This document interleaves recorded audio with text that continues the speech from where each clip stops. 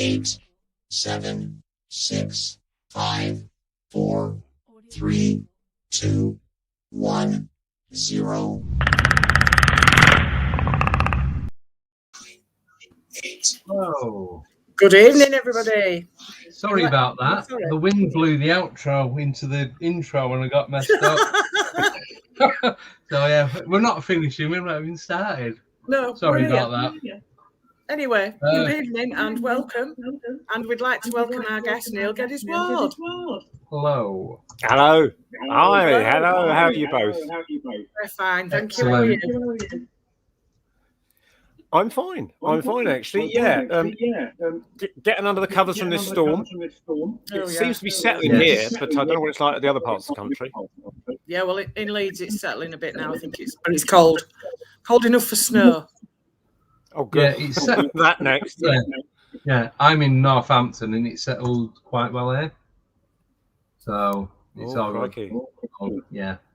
Not like it was this morning or this afternoon. So, No. so Anyway, hopefully- let's have a bit of an intro. Tell us a bit about yourself and what you do and what you're into and everything. Okay. So I just got to clear my throat there. Yeah, well, I'm Neil Geddes-ward, and I am an artist. So if you know me on Facebook, you might see some of my artwork lurking around there now, now and again. And I also got a background working in TV and video production and broadcasting. And I also co-host a paranormal peep show on the Paranormal UK radio network with my co-host Andy Chaplin. We produced a show once a month for that. Similar to yourselves in this kind of broadcast, except it's not live. We pre-record it and we have a guest every month. So that goes out on the Paranormal UK radio network. It also goes out on Spreaker and iTunes and all these other podcasting formats and platforms. And I think we also upload a version to YouTube and maybe some of the other video servers as well. So I'm kept busy. I'm also writing a book as well on the subject that we're going to be talking about tonight. So, yeah, I've got a mixed bag of things under my belt, as it were. Jolly Excellent. good. A lot going on there. I've Keeps seen me your busy. artwork. I'm very impressed. I love it. Thank Yeah. you. Thank you. Good stuff. Very, So- very good. What got you into the subject of the paranormal then? Did you have your own experience or what started you off? No. It goes way, way, way back to when I was little. And I grew up watching Star Trek when it first came on the TV. I used to love watching it. I used to love the idea of outer space and could we actually go through outer space. I used to see all the science fiction shows of the 70s like Doctor Who and Space 1999, anything with space in. But then also programs like Ghosts and things like him. And Magnus Magnuson used to come on the TV in the summer holidays and present mysteries, Loch Ness Monster, that kind of stuff. You know, it used to fascinate me. And at one particular point, and I might have been about 8 or 9, 10 years old, I can't remember. I said to my mum, "Where was I before I was born?" And she said, "Well, you never existed." And I thought, well, I must have existed. I just had this weird thing that I must have existed, even though I couldn't remember it. Yeah. And that got me really confused. And then as time went on, I grew up a bit more, of course, and people like Doris Stokes came onto the scene, the famous medium at the time, in the mid-70s to early 80s. And I saw things about her on the TV. She was doing her mediumship, talking to the dead. And I read articles in the Reader's Digest magazine about people dying on the operating table. And suddenly they found themselves going out of their body and seeing a light or something, a near-death experience, they call it now. Yeah. So that kind of got really fascinated. And I went on from there. So it wasn't really any spooky paranormal direct experience. It was just a fascination about this area, and I just wanted to dive in deep and find out more. So as time went on, as I got older, I did have a step uncle who was into spiritualism, and obviously because he knew that by that point I was interested in people like Doris Stokes and we'd read the books and stuff, that he said, "Do you want to come to a spiritualist church?" So I said, "Yeah, okay." I was about sort of 15 or 16 at this point, and so he took me to the local spiritualist church. It wasn't the best demonstration looking back at it, but I was just impressed that someone could appear to be talking to the so-called dead, although I couldn't see or hear anything on that side. They were relaying messages. I don't recall getting a message myself. But then as I got older, I found out about the the College of Psychic Studies and also the Spiritualist Association of Great Britain. I found out about that through the program that was the Arthur C. Clarke's Mysterious World program. Yeah, we were talking about that today, yeah. Yeah. Oh, well, you know, he covered things like life after death and UFOs and, you know, haunted highways, that kind of stuff. And in that particular show, they talked about mediums that demonstrated at the Spiritualist Association of Great Britain, because obviously this was before the internet and it really wasn't that well known about.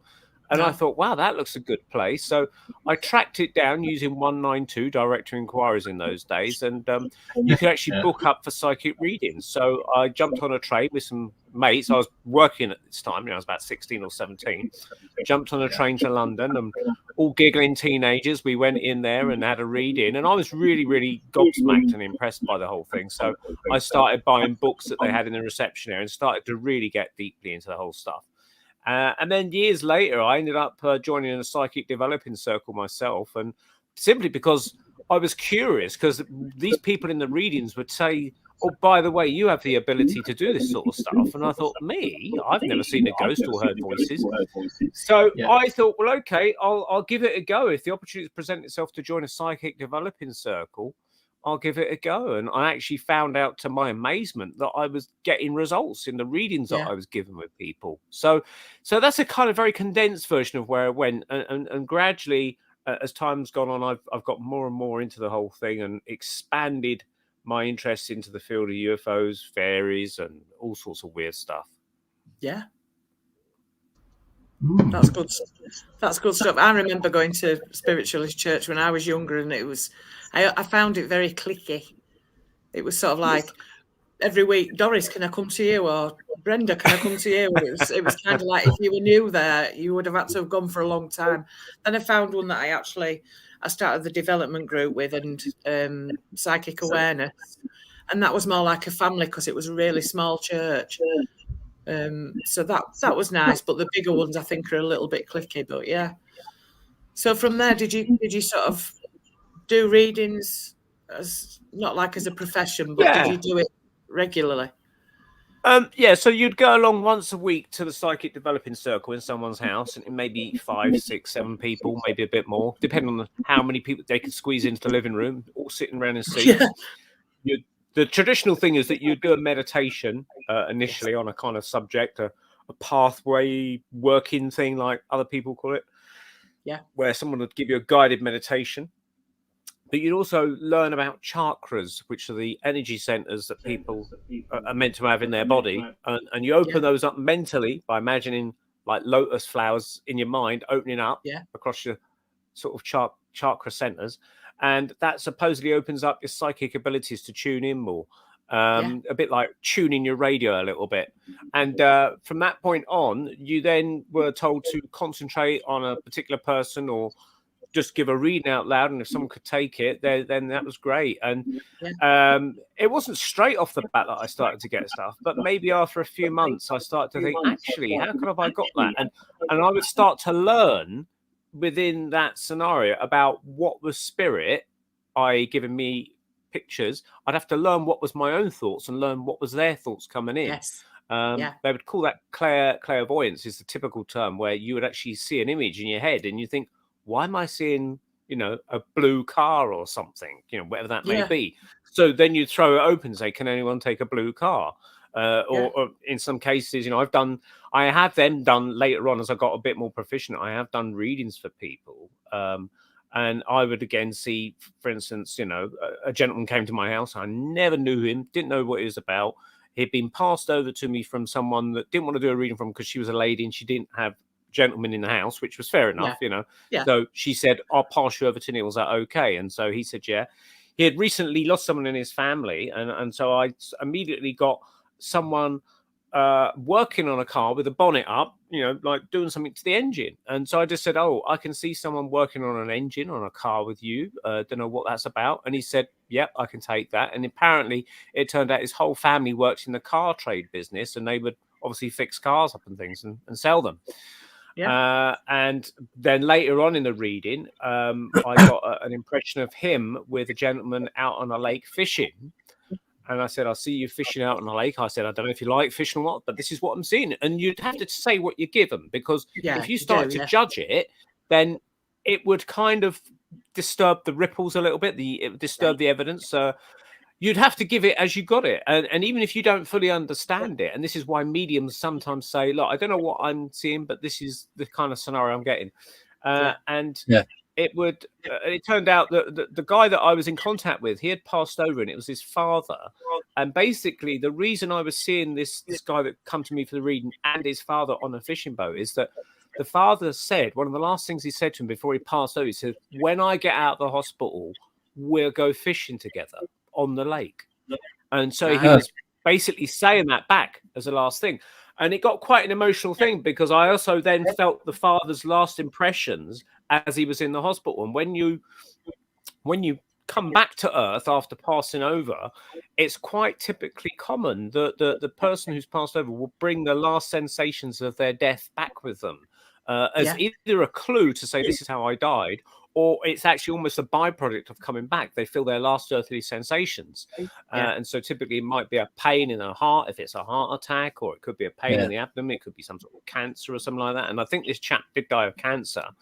But I felt that the guy that had come to me for the reading was actually holding his father's hand in the hospital, and I felt really tearful and emotional. And I said, I feel really tearful and emotional. I can see you holding his hand, and you're by yourself at this point holding his hand.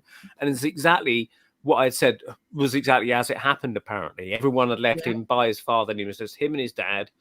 And that's where this private word saying, when I get out, I will take you fishing together. Yeah. So no one else had heard it. And I didn't know this guy from Adam, basically. Yeah. I don't know how people, when they hear stories like that, I don't know how people can doubt spiritualism and, the afterlife and whatever, because there's so many things. I mean, there was a cracking piece of evidence that I had myself received, because obviously, although I've done readings, I like to go and see mediums myself, which obviously adds to the research I tot up in my book and stuff, which I'm doing. And one of them was a guy. He was about 23 at the time. I suppose he's probably about 27 or 28 now, so it was a few years ago. And he was a medium from the Southampton area, but I'd heard good things about this guy called Ross Bartlett, and someone said that you get a really good medium, a really, really good medium, 1 in every 300,000 people. This is supposedly what the spirit world have said. I don't know who they said it to, but that was what was conveyed to me. 1 in every 300,000 is a really, really good medium. And supposedly this guy was the 1 in 300,000. So I thought, well, I better go and see this guy. So the guy I was currently in a developing circle with, he also arranged for mediums to visit the local spiritualist church. So I said, look, I'd never seen this guy, but I've heard really good things about him.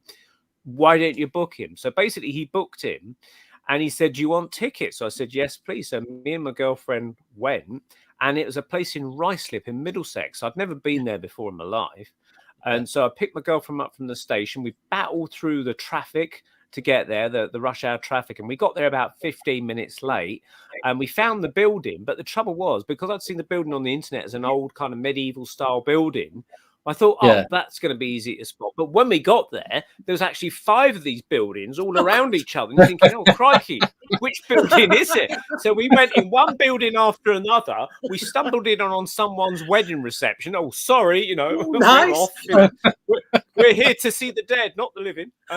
So basically, we went into this last place. Of course, it's always the last place. We went, we could see a door open, and we saw a man sitting there with a white shirt who was taking the money as you came through the door. But by this time, this demonstration with Ross Bartlett had already started. So I thought, oh, God, we've missed it, or we're going to miss some of it. How embarrassing. So we got there, and the man in the white shirt said, go through, find some seats, and I'll collect the money from you, at the end. So we said, fine, okay. So we kind of shuffled in, all embarrassed in front of everyone, and I could see this Ross Bartlett talking to a lady, and someone indicated some seats. So we kind of sat down, and we were to the side of him, literally sat down, got our coats off, just sat there. And then he turned to me and he says, I'd now like to come to the gentleman on my left. I thought, oh my God, that's me. I've literally just sat down. How bloody cheeky of me. So because I've got a digital audio recorder, which I always take to these things, right? And I quickly slammed it into record. So I got the whole thing on recording if anyone ever wants to hear it, because it's quite amazing. So basically, he was bringing through this lady he gave her a name of something like Agnes, and he said, "Can you take the name?" And I can't remember the name he gave because this is not a name known to me and my family. You see, he says, "Can you take the name Agnes?" And I said, "Oh no, sorry, I don't know her." And she was talking and basically said, "She's talking about your daughter Morgan." And I sat up then because my daughter is called Morgan. And I thought, oh my God, he's got my daughter's name right. So anyway, he was talking about that, and she says, "Oh, Agnes likes children, blah blah blah." But I still couldn't understand who Agnes was. And then she said something. She said, "Your brother? Do you have a brother called Phil?" And I went, "Yeah," which was absolutely right. And she says, "Phil likes to go and visit graves, and he's taken a picture of my grave."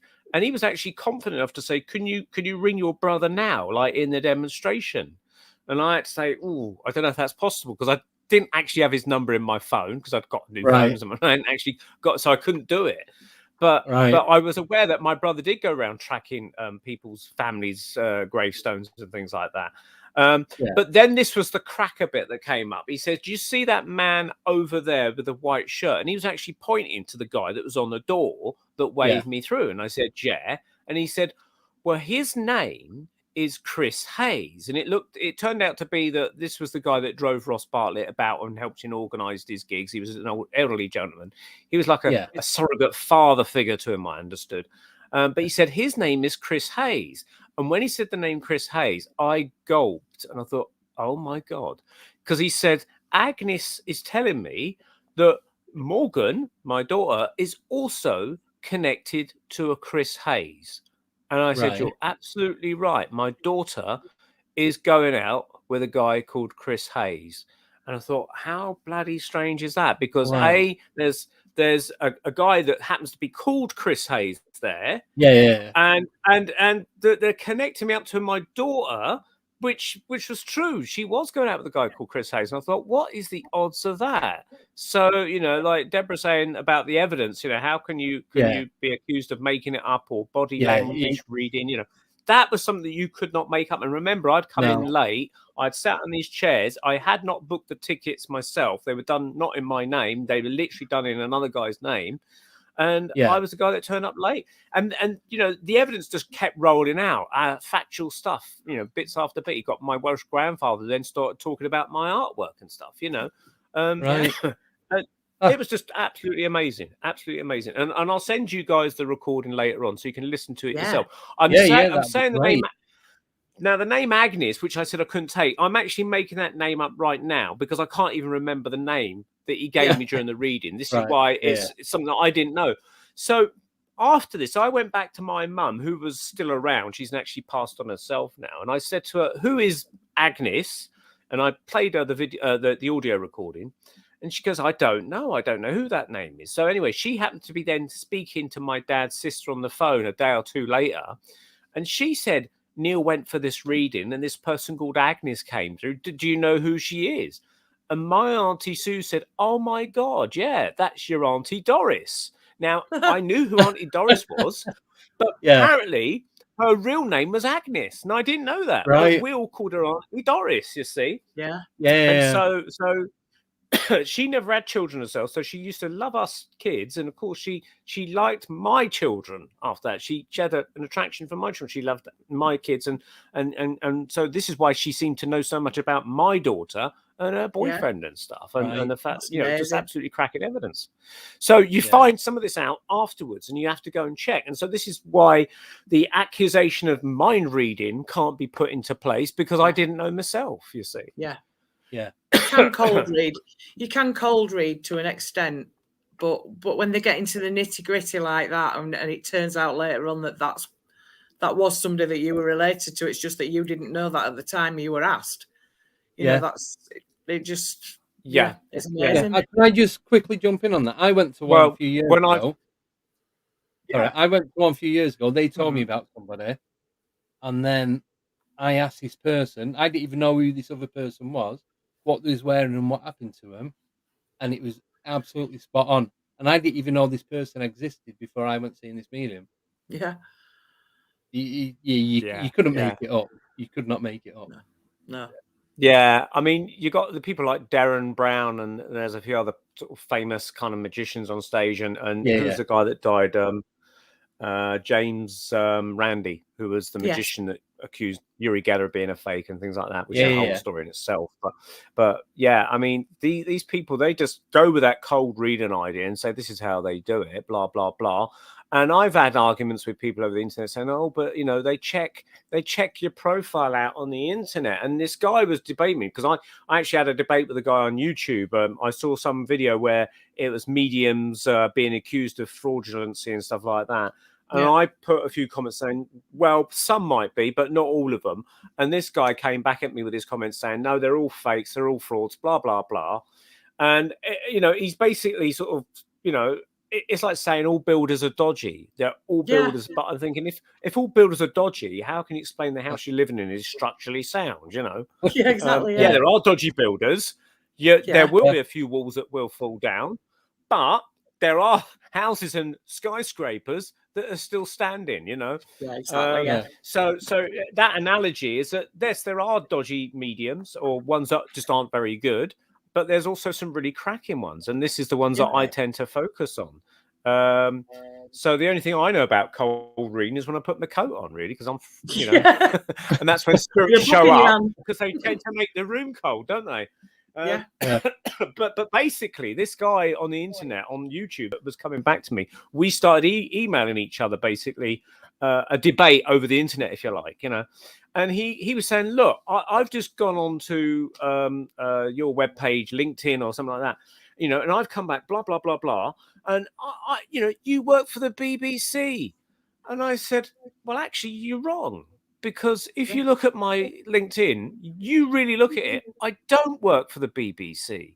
I said, yes, I've worked in broadcasting, but I have never, ever worked for the BBC.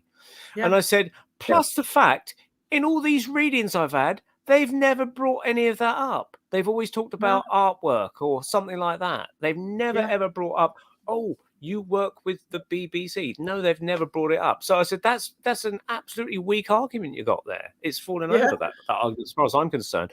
But these people, they stick to their guns and they won't be open-minded about it. That's the problem, you see. Yeah.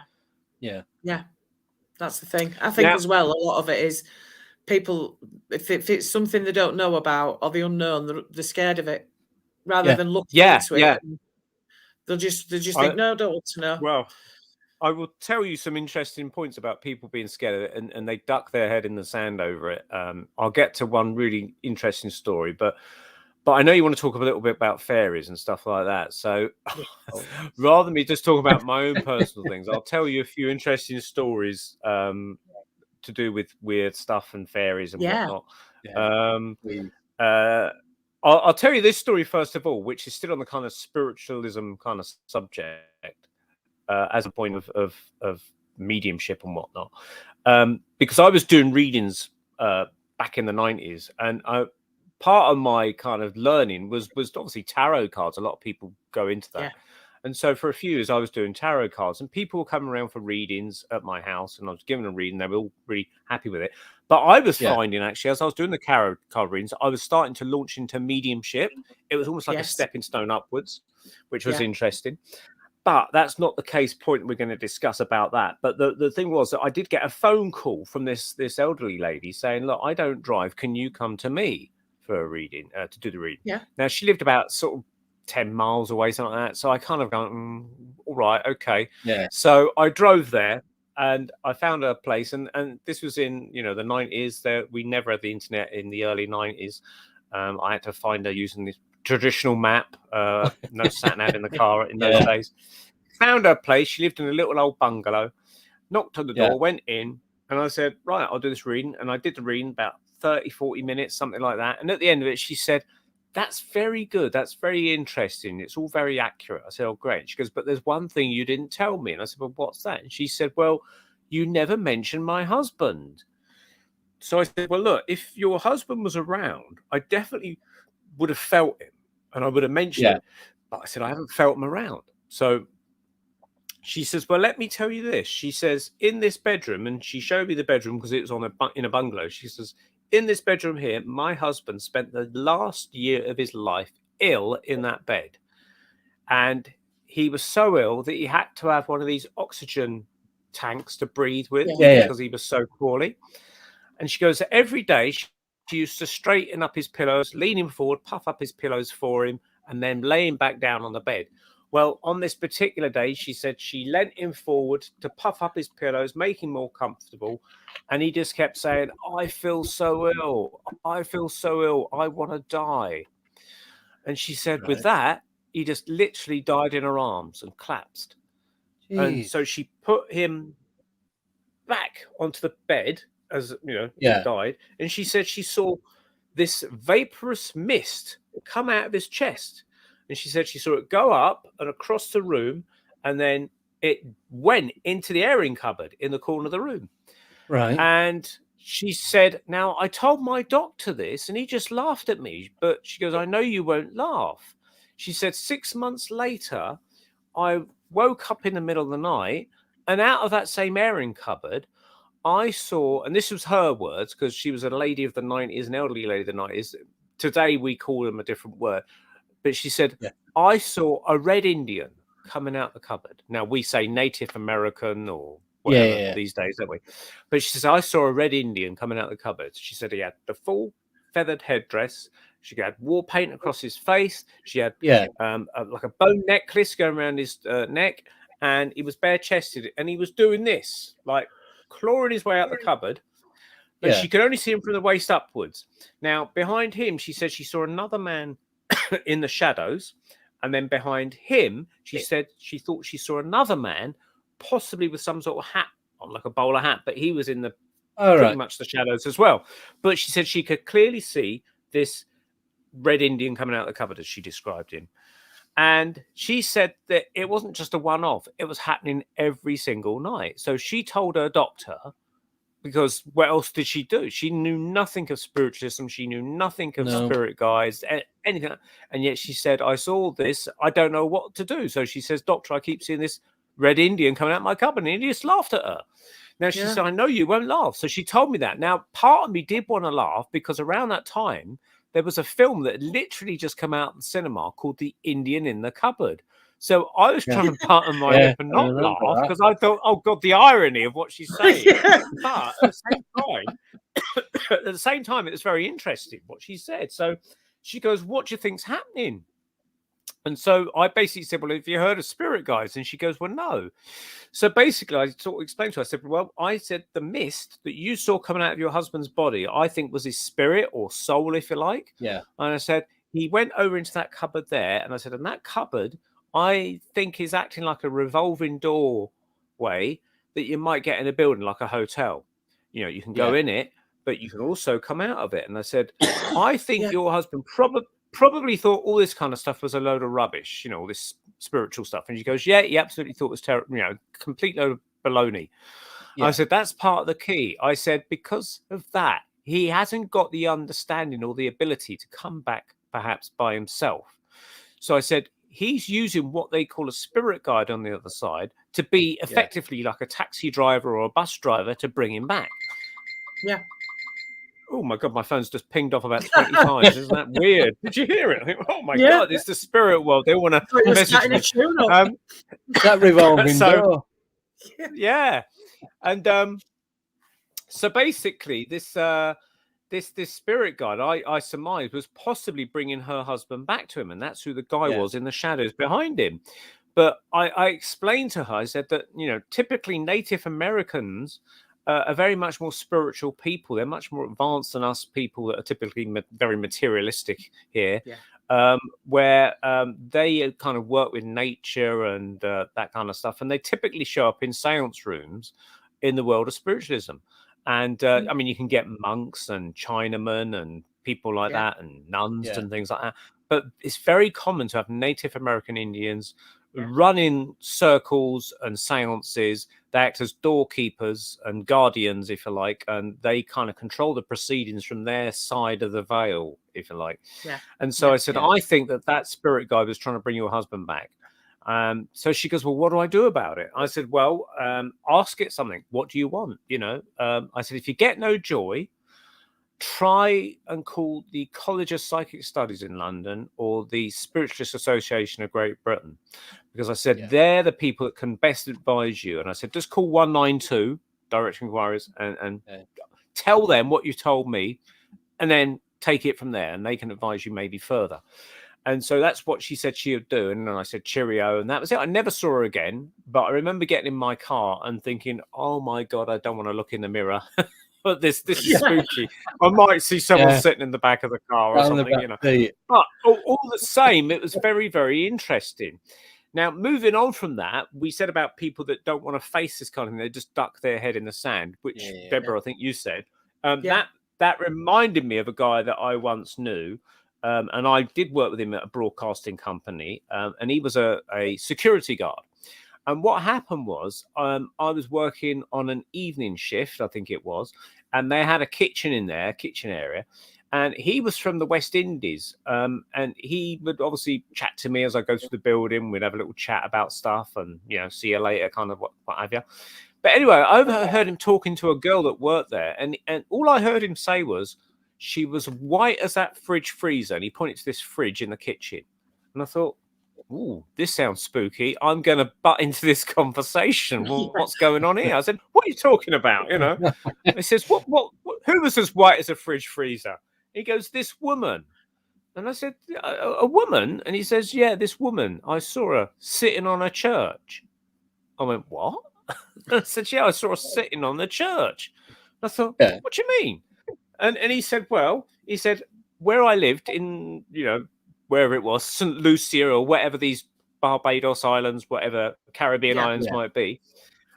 He said he was coming out of a bar one night with his buddy. So we have a witness, which is important. Yeah. Now, of course, people are going to say, oh, but he was drunk. He was coming out of a bar. But actually, I looked into the effects of alcohol. With alcohol, you don't actually hallucinate. People will say, oh, you must have been drinking. You don't actually hallucinate visual things. That's more to do with drugs that you might get, medicines and stuff. Yeah. You sometimes can have auditory hallucinations with alcohol. I found out with studies. You know, you might hear someone say your name or something like that when you're drunk, but you don't get visual hallucinations, apparently. So I think you've got to rule any of that out. But besides, he did have a witness. So basically, he was walking back from the bar, and they took the normal route back to their houses, and they walked up this hill. And as they come up the hill, they come up towards where the church was. And he said, up on the church, we saw this woman sitting on this church roof, and she was as white as a fridge freezer. And I laughed. I said, what's a woman doing sitting on the church roof? And he said, she was no ordinary woman. He said, this woman was at least 50 foot tall. Yeah, I can see your face. It's got like that, you know. It's like, what? Exactly. What? So if you imagine sitting on a doll's house, you know, standing in a doll's house, with both your feet either side, I'd imagine that's something what he saw. She had long white hair, long white gown, completely pale white face, and she was sat on the roof of this church. Now, there's one absolute fact here that we can't ignore. This explains why they're always trying to raise money for church roofs. Yeah, it does. Yeah. Because they end up with all these giant women sitting. Yeah, 50-foot giants. So basically, women. So basically, he kind of like, they both went, oh my God, when they saw this 50-foot big giant lady sitting on the church roof. His mate hid behind a gravestone. So Owen, the guy that I'm talking about, he said, you see this too? And he goes, yeah, I see it. So they both saw this woman at the same time, which, as I said, rules out the idea of hallucinations. Yeah. So Owen, the guy that I knew, being the brave of the two, he said he picked up a great big rock or a stone, and he thought he'd throw it at this great big 50-foot giant, which I don't think is advisable, to be honest. No. But he did it. He don't know what it's going to do. Yeah, exactly. So I said, well, what happened? He said, went straight through her, like as if she wasn't solid. But then she stood up. So I thought, oh, he's pissed her off. And she stood over the church roof and started to walk towards them. And he said with that, she shrunk down in size and then just faded into the ground. And that's it. She was gone. So he said, but I don't believe in ghosts and ghoulies and things that go bump in the night. I said, but you just saw this 50-foot woman, you know, and then she faded into the ground. Yeah, and so I said, well, you know, what happened? And then he went on to say another ghostly story. He said that when he finally sort of emigrated to Britain, he said he was driving down this particular road one night, and he said, you know, like I talked about looking in the rear view mirror. He said he looked in his rear view mirror and saw a woman sitting in the back seat of his car. And he completely freaked out. And without sort of realizing it, he put his foot on the accelerator and got frightened, you see. And he was driving fast down this road. And of course, the police pulled him over, you know, nick, that kind of stuff. And they said, you know, we're pulling you over, you're speeding. And he said, I'm really sorry, officer, but you're not going to believe this. I saw this woman sit in the back seat of my car. And he said, as soon as he told them that, they went, oh, that's okay. You can go then. He said it's almost as if they'd heard this story before on that stretch of road. Yeah. And like other people had reported it. But he was still in denial about it because he said, I don't believe in these things. I don't believe in these things. And he was actually sticking his head in the sand because he didn't want to face that reality. And I think that he was possibly, without realizing it, very, very psychic, possibly like our old lady that saw the Indian coming out of the cupboard. I think she was probably a natural medium without realizing it. Yeah, and what I forgot to mention about that is that this revolving doorway was, I believe, I explained to him, was a portal.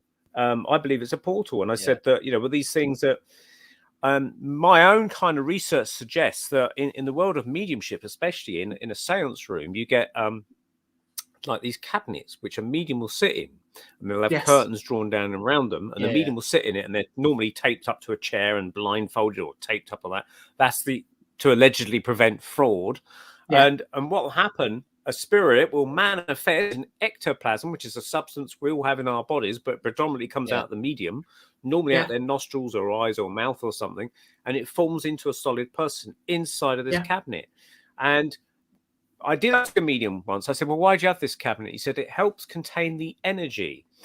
So with that in mind, I kind of thought about it, and lots of spirits I've noticed are seen standing in doorways.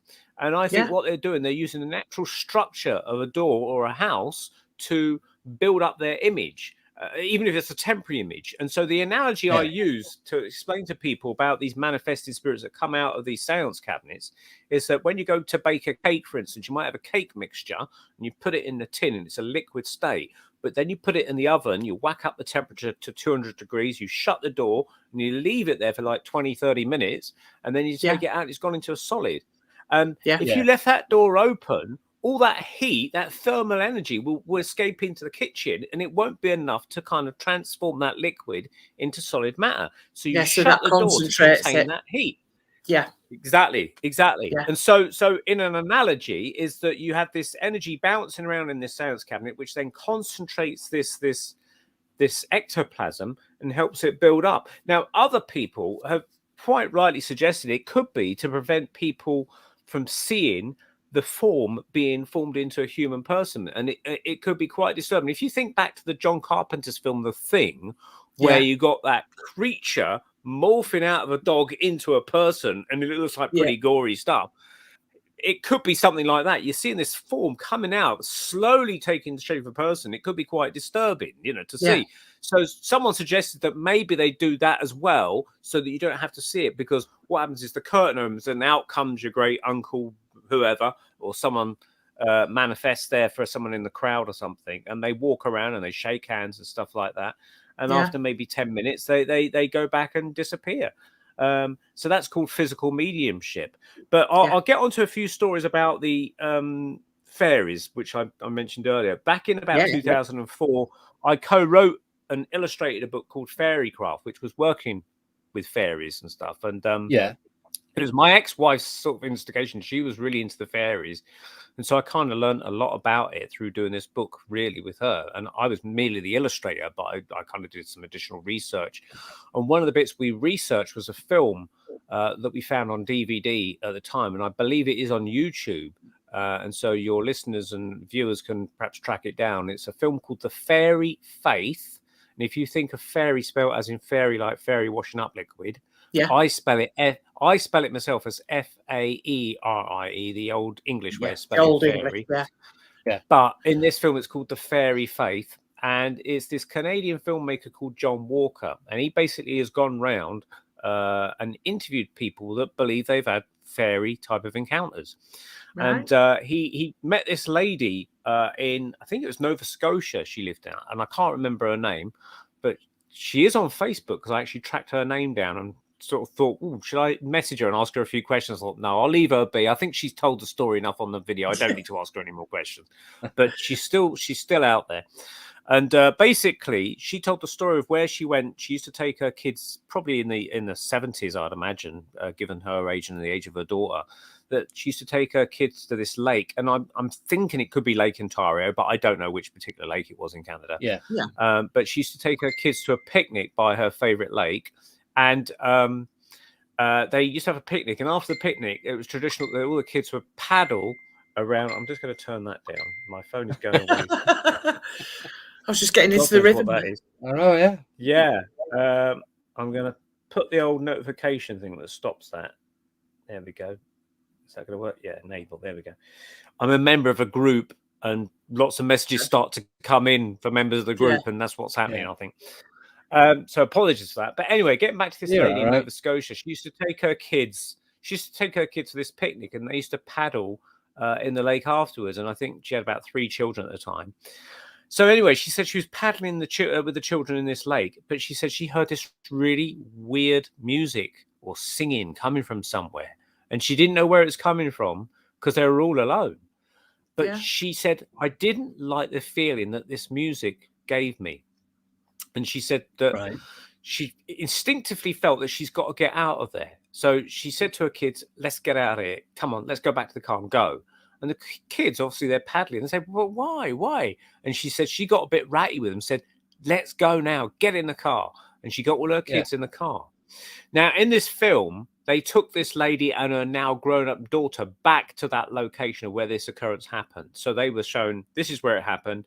And the daughter then carried on the story. And she goes, I remember being told to get back in the car. And I remember my mum saying, don't look out the window. Don't look out the window. Right. She goes, but of course, that meant that I was going to look out the window because I wanted to see what I wasn't meant to look at. So she said she looked out the window and she said she saw this path, and she sort of showed you where the path was on the film. She said she saw these small beings, about a foot high, all coming out holding hands, skipping and dancing like in a circle, like ring a roses type of thing. And they were skipping and dancing, coming down this pathway towards it. And this is where this weird singing music was coming from. It was them. Right. But they were coming towards the car as they drove off. And she says, I remember seeing them.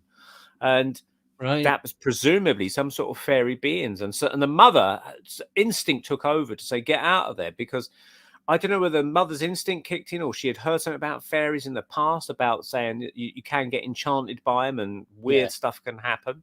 So she says she got out of there, which I thought was quite a spooky little story, actually. Yeah. And I don't think they'd ever went back there again until this John Walker said, let's go back and presumably film in this location some 30 plus years later.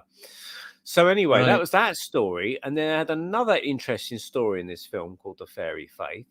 And this was a guy called, I think it's Steve Odell, his name was. And he was actually a Glaswegian construction worker. So he was from Glasgow, very basic, down-to-earth guy. But he'd gone on holiday to Ireland. And he was actually sort of walking around these hills there. And the hill he was walking around was actually called the Fairy Hill. And he said he, too, heard some weird music coming from somewhere. But he couldn't place where it was coming from. And he thought, where's that music coming from? But then he said it had just stopped raining and the clouds were parting ahead of him and the sun was coming out and it's forming a lovely rainbow over the valley. And he thought, oh, what a lovely view that is. And he was just looking at the view, really enchanted by the view that he could see. But he said that whilst he was looking at this view with the sun and the rainbow and everything, thinking how lovely it looks, he said there was something in his peripheral vision. He could see some movement down there somewhere. So he thought, what is that movement? And he looked down and he said he saw this woman. And I'm not exactly sure how high it was. She could have been about a foot high. She could have been a bit taller. I'm not exactly sure now. But he said she had brown, leathery looking skin. And she had a kind of pointy hat that was also brown and leathery. And she said she appeared to be holding what looked like old style sheep shears, like a big old pair of scissors. Yeah. She was cutting around the sole of his shoe. I presume he might have been sitting down at this point, but I'm not 100% certain. But she appeared to be cutting around the sole of his shoe. And he said where his shadow extended on the ground, where the head of his shadow was, there was the male equivalent of this being, like the husband, if you like, of this woman. Similar looking, but he could clearly define its whiskers and stuff like that. Yeah. In fact, I think he might have said the woman even had whiskers, actually, thinking about it, but I might be wrong on that. It's not unusual. We know what kind of people we're dealing with. So he said that where his shadow extended, he said that this male being was rolling up his shadow like paper, literally like paper, like a roll of paper. How can you roll up a shadow? I mean, and he was just totally, crazy. And he was totally gobsmacked, of course, as you expect, and thinking, So he said the only thing I could think of saying was "oi," like that, like you might shout at some kids that are naughty, telling them "oi." Yeah, and they kind of looked at each other as if say, he can see us, and he said they went and just vanished. Yeah. And he said, I dread to think what would have happened to me had I not spotted them. What were they doing with my shadow? And how can they remove it? And someone suggested maybe they were taking part of his soul or something, but it was visually shown as a shadow. I mean, people say, well, how can you take a shadow? Go on. Yeah. I just thought Peter Pan, when you started saying about rolling your shadow up. Yeah. People exactly said that. They said they think of Peter Pan. Yeah. Straight away. That's weird. It could be that J.M. Barrie might have been smoking the same weed, Possibly. So, but it defies physics. I mean, it defies physics because when you have a shadow, it's because the sun isn't reaching the ground or something, isn't it? And so there's less light. So you can't physically roll up a shadow. But like you say, it's like Peter Pan. And but I mean, the whole thing of them vanishing defies physics. These people came from somewhere, and he was actually at this place called the Fairy Four. So it obviously got a bit of a reputation, this place in Ireland. You see? And he wasn't some pot smoking hippie. When you watch the film, he seemed a quite down to earth sort of guy. He was a construction worker and stuff. And again, talking of down to earth guys, the stories get even stranger. I mean, this is a person that I personally met. Was I gone on an EasyJet plane a number of years ago. My son was very little then; he was about 5 at the time, 4 or 5, maybe 6, and we were all out heading out to Spain. And at the time, I lived in the Orkney Islands off the coast of Scotland, and I ran this fairy museum with my ex-wife, and that consisted of my paintings and some legends that we sort of put on display, and people would come around and look at the artwork and read the legends and buy a few cards and prints and things and books, which we'd obviously brought out the Fairycraft book at that point. And so we're taking a break from that. We're heading to Spain, and we'd just got on at Luton Airport, our connecting flight from Scotland to Luton Airport in London. And there were a lot of Spanish people getting on the plane because obviously they were heading back to Spain, and so they're catching this flight too. Now, the very last guy to get on was a dark-skinned guy who I also assumed to be Spanish, but it turned out that when we started chatting, he said, "No, I'm from Iran." He said, "I prefer to call it Persia, but you wouldn't Iran." I said, "Oh, right." So I said, "Are you going on holiday then?" And he goes, "No." He said, "I live in London." He said, "And I'm an architect, but I live in London, but I'm going out to Spain to check on the properties that he's designed to make sure they're all being constructed. He's overseeing the project, etc., etc."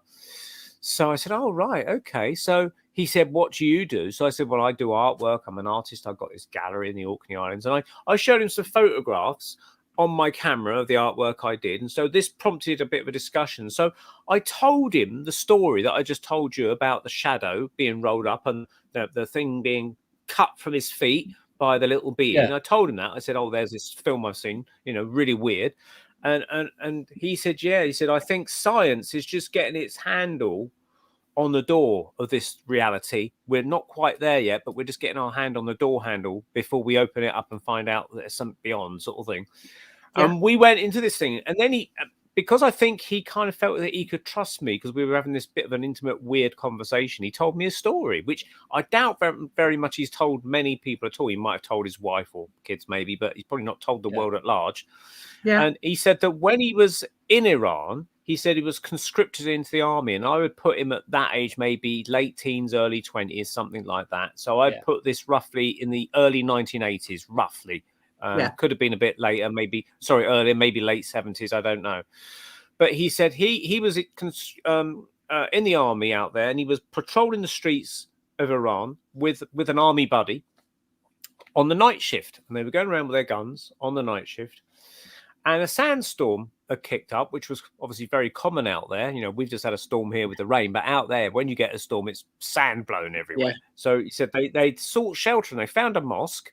And so they went into the mosque and they said, we'll spend the night here until the sandstorm dies down. Now, it's customary when you go to mosque to take your shoes and socks off. It's just the way they do things out there. So he took their shoes and socks off and he said to his mate, he said, now you go to sleep for an hour. And I'll call this guy that I spoke to, I'll call him Hussein, okay? Because I don't know, I can't remember his name, but I'll call him Hussein. I don't know what even his surname is. It might be Saddam. I don't know. But he said to his mate, "You go to sleep, and I'll keep an eye on things." So he sat there with a gun, with his back against the wall, with his feet out, sitting next to his mate who'd gone to sleep. And he said, no matter how hard he tried, he said, I kept falling asleep. He said, my eyes kept shut and I kept drifting off. I was so tired. And he said, he woke up and he goes, oh, I must stay awake. I must stay awake. And then he'd drift off asleep again. And he said he drifted off for the third time asleep. And he said, I must stay awake. And he woke himself up somehow. And he said, at this point, when he woke himself up, he said he noticed a woman was crouching down at his feet, looking down, staring at his feet. And next to this woman was a young girl who he thought to be about 11 or 12 years of age, looking at his friend's feet. And he thought, where the hell did they come from? I didn't see them come in. And he thought, who are they? And they just kept staring at the feet of him and his buddy. Yeah. So he said he didn't like it. So he said that he started to wrap the strap of his gun around his arm carefully. Oh, yeah. Before that, he said he tried to wake his friend up by pressing his elbow on his friend's chest to try and wake his friend up discreetly without alerting the people. Discreetly, wake up.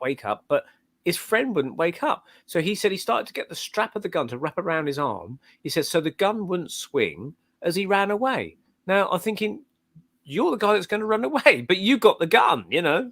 I didn't understand that bit. But this is what he said. And he said it must have been the movement of doing this, wrapping the strap around his arm, that picked up this lady's attention. He said that the lady suddenly looked up at him and stared him in the eye. And he said, as soon as I stared at her in the eyes and I looked at her, we both looked at each other. He said, I just knew. He said, I just knew without a shadow of a doubt. Some inner knowing kicked in. I said, I knew that she was not from this world. I just knew as soon as I made eye contact with her. And then he said, at that point, the lady stood up and the young girl stood up. And he said, they turned and walked away. But he said, as they turned and walked away, he noticed that they both had cloven hooved feet. And they walked away and vanished into the wall of the mosque. That's creepy. And when he told me that, the hairs went up and down on my neck. I was thinking, oh my God. I've got goosebumps now. Me too, yeah. But then you think about it, this is why they were staring at his feet, because to them, their human feet were the old thing. You see? Yeah. They had thought, what the bloody hell these people got? Look at these 5 little wiggly pink things, you know? Look at these Cornish pasties. Yeah, where do they go and get their shoes from? So basically, then also you start to think about it and you're thinking, hang on, this sounds like Pan, you know, with the cloven hooved people, half man, half beast. Maybe that's where these weird legends of half man, half beast with cloven hooved feet come from. We call him the devil or Pan or fauns or centaurs or whatever like that. But this is where perhaps they come from. And it's interesting that I mentioned earlier, we had the lady that's sitting on the church, which was a Christian church, a religious building. And in this building, which is a mosque, but also additionally a religious building, that we got this other worldly beings coming in there. So is it something about these religious buildings with prayer, chanting, whatever, meditation, builds up kind of energies, portals. We mentioned portals earlier along, and they're box-like structures, so almost like a seance structure, but maybe a bigger version of it, that these beings can come through portals that are being created somehow within the structure of these buildings, or however this lady ended up on the roof, I don't know. But yeah, some weird stuff there, fairy stuff. Definitely. Wow, that is amazing. Do you take reports from people about fairy sightings then? Well, I have done in the more latter years, because what happens is that what I found that when I do talks, I did a talk, for instance, at the Probe conference up at Lither St Anne's a couple of years ago, on this subject.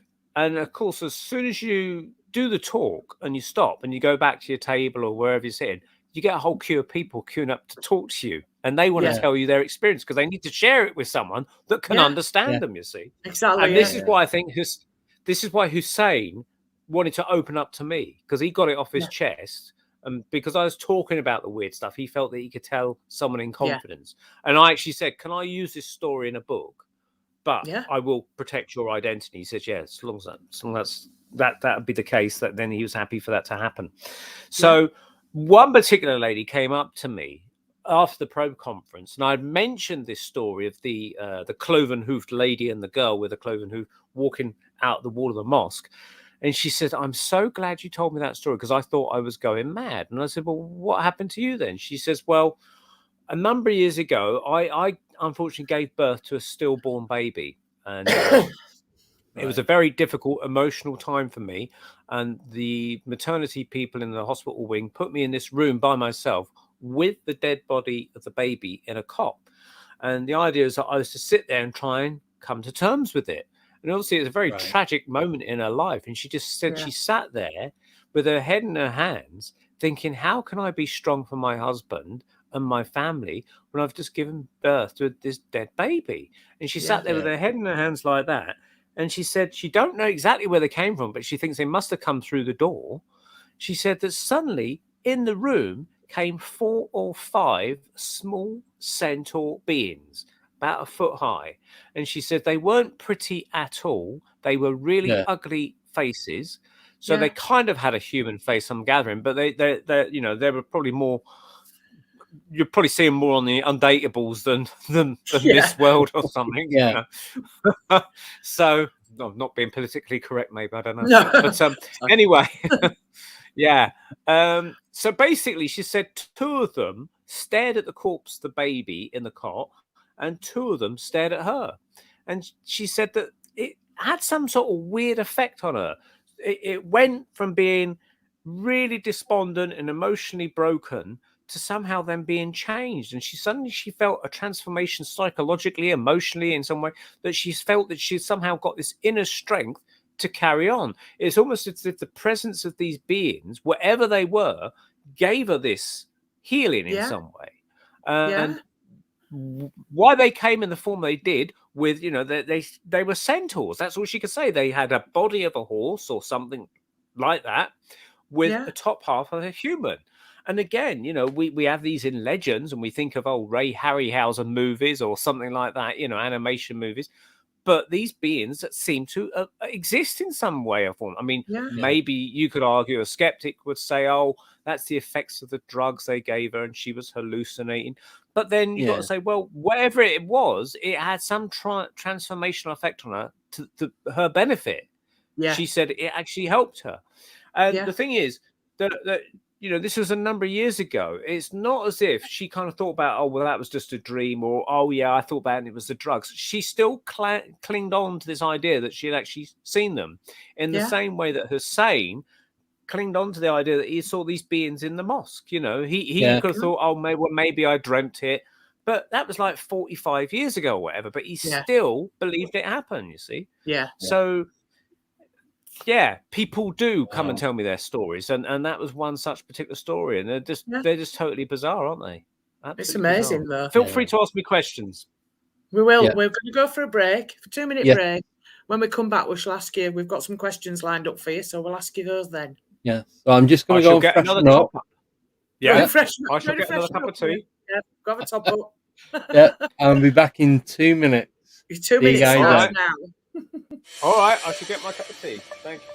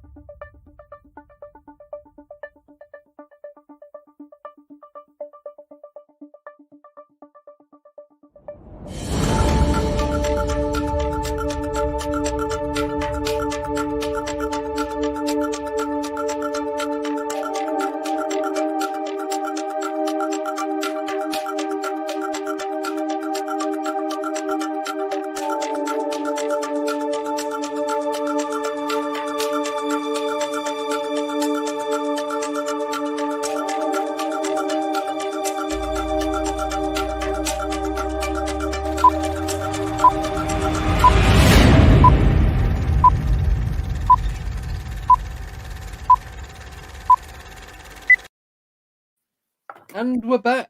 We're back in the room. Right. Perfect. So now, I have an issue. It's I won't perfect be a time. minute. It's question time. So, anyone's got any questions? We've already got a few come through. I've got a couple. Debs has got a couple. So, do you want to start? Can I ask you one question first? And then we'll go into the viewers. So, sure. This is what it's been.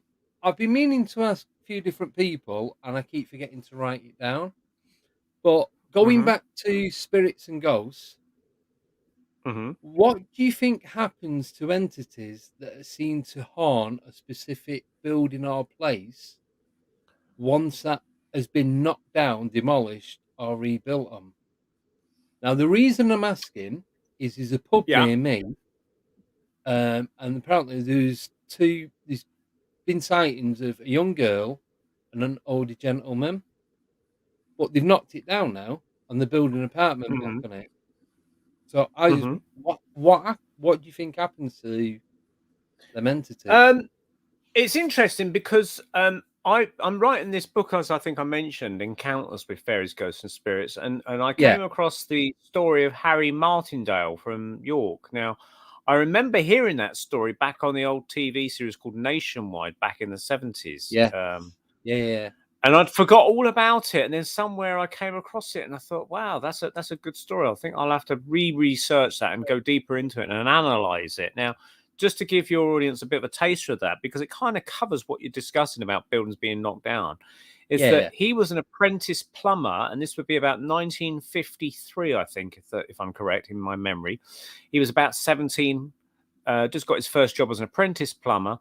And he was with a load of other plumbers and heating installation engineers, and they were basically revamping this 17th century manor house just on the outskirts of York. And I think it was called the Chancellor's House, if memory serves me correct. And it was owned by the National Trust or something like that. And so it was all kind of being modernized and updated. And his task at the time was to go down into the basement cellar and drill some holes in the wall and pull some pipes through. And he'd done it the first day, and he had found a trench bit that had been dug into the basement cellar. But unbeknown to Harry, because he was, he wasn't sort of worldly at that time, I suppose, this trench had been dug by some archaeologists. And what they found is that they found what was possibly a Roman remains or a Roman road in this trench. And basically this 17th century house had been built somewhere over this Roman road that had been there like for 2,000 years or something. And these archaeologists had found it. And so they were going to come back to it at some point and carry on doing their excavations. Now, Harry didn't know what this was. He just saw it as a big hole in the ground in the basement. So he thought, oh, that's a really handy place to secure my ladder. So it won't slip away, sort of thing. So he stuck his ladder in the trench, climbed up the ladder and was drilling holes all day and things like that. And on the second day, he was still working away. He'd been there about 5 hours. And he said he started to hear what he thought was music coming from somewhere, but not fairy music, as we discussed in part 1. But he said it sounded like one particular note. And he thought, God, that's an awful tune on the radio he could hear. He thought it was the radio upstairs in the main part of the building. It was just like that. And he thought, what a weird bloody noise that is. But he said it got louder and louder and louder. And it got to the point where it got so louder that suddenly below him, because remember, he's about 10 foot off the ground, with a hammer or drill or whatever, working with his tool. Below him, he said he suddenly saw these Roman centurion soldiers and other soldiers walk under him, and one came through on a horse, and he was so startled that he literally walked out the wall, and he was absolutely flabbergasted, and he was so shocked that he unstable, and he fell off his ladder onto the ground. And he got scared, so he ran into the corner of the cellar to try to hide from them. But he said he could only see them from the knees upwards. But he said it's interesting that when they got to this trench that had been dug by the archaeologists, did the rest of their legs appear, you see? Right. And he said he could see their faces. They were unshaven and they were covered in mud, so they weren't clean. And it's like as if they'd been walking for days. And he said they looked really sort of unkempt. They weren't all tidy. But the interesting thing about it is that also he said that as well as the horse, he said he described them as having green tunics and small round shields and small daggers. And that's not the typical way when you watch a Hollywood movie with Charlton Heston or something, or Gladiator, these normally they're having red tunics, great big rectangular shields, and great big long Roman swords. These weren't typical Romans, and this is how he described them. And it wasn't until like the 1990s when some historians looked into this, they actually investigated it and found that around sort of 2,000 years ago in York, the main Roman Empire was becoming a bit more fragmented and dismantling itself. And so the main Romans had kind of left Britain, but they had left these auxiliary soldiers there, which were probably locals, or they might have been Italians or Romans, but they were like, we would think today as a territorial army. In our world, the TA, the auxiliary soldiers, the backup soldiers. So they wore a different uniform, and they found that they wore green tunics, they had small round shields and small daggers, which is exactly what Harry Martindale had seen. So what happened was he basically got so scared. Once they were the last to ironically come through this wall, and it was about 15 of them, was one of these people growing a great big kind of horn of something, which was the note he had heard playing initially. And what happened in historical times, the Romans would announce their return to the garrison by blowing the horn, saying, it's us, it's the Roman legion, open the gates, we're not enemy troops, it's us. And they blow that like that to announce their arrival, you see. And they were marching back into York, presumably. Now, he saw these ghosts. He said that they appeared to be talking in a language he didn't understand, but he said they completely ignored him. They did not even look at him, as if he wasn't there. They were acting out their own scenario in their own time frame. Now, he ran up the stairs, out of the cellar, and he said he saw the caretaker of the building, who said, oh, looks like you've seen them ghosts, my lad, or the Romans, my lad. He kind of knew of them, this caretaker, and he laughed. And poor Harry Martindale said he never went back to the job, and he left it. And basically, he told his friends in confidence in the pub, he says, don't tell anybody, but the reason I'm not going back to that job because I saw these ghosts. And they all laughed at him, but the word got round, and that's how he became known about it, Harry Martindale's Roman Ghosts of York. Now, about 7 or 8 years later, a different lady was running the place as a custodian, a caretaker of the place, and she had 2 dogs, and she was going around locking up all the rooms, checking up the rooms before she went to bed, and the dogs were barking at the top of this particular cellar. So she said she looked down into the cellar and she saw a load of Romans going through the cellar. But she said this time they were all on horses, but they were covered in mud. And she was seeing them like in 1957, in the February of 1957. So it's still winter, but in 1957. But they were caked in mud.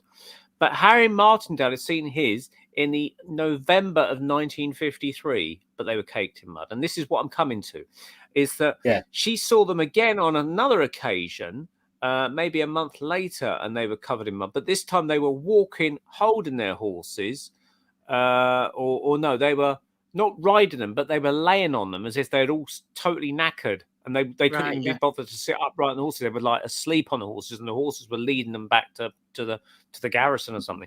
So each story was different. It wasn't a repeat. It wasn't. A lot of people talk about the stone tape theory of ghosts kind of like being played on a loop, doing a certain repeat action. Now, what was happening?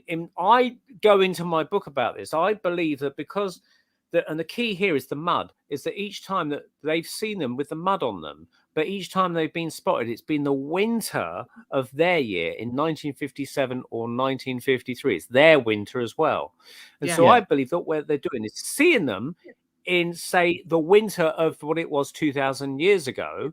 And obviously in those days, the roads were going to be muddy. There wasn't kind of concrete over the roads or tarmac or whatever. And so they were going to get splattered. And this is why I think it's winter, because they're getting splattered in mud. There's more rain and stuff like that. And in the summers of those times, it's so warm in those summers of 2,000 years ago, because again, I've researched it, that it's so warm you can actually grow grapes in the north of England around that time.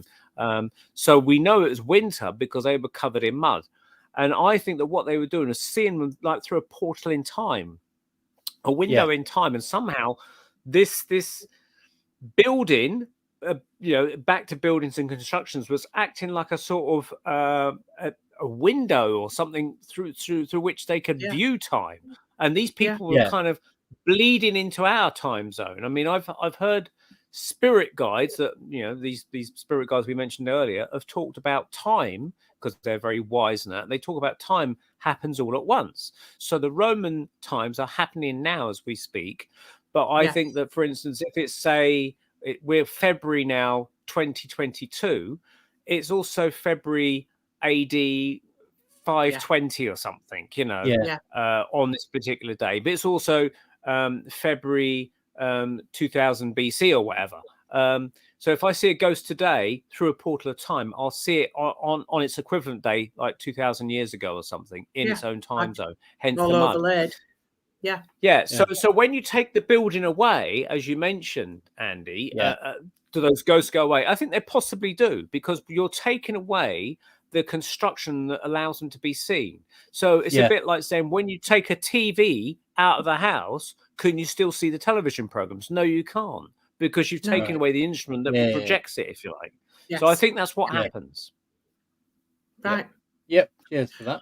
Next question. Space Cadet Lot is asking, what is Neil's most strange account he's heard or experienced regarding the Fae? Interesting. Thank you for that, Space Cadet Lottie. Well, some of the stories I mentioned earlier about the cutting the shadow away from the guy's feet was interesting. I did interview a lady last year on our Paranormal Peep show, and she told me an interesting story. She calls herself Kate Hairgirl. I've met her once, I think, at the group that I used to run.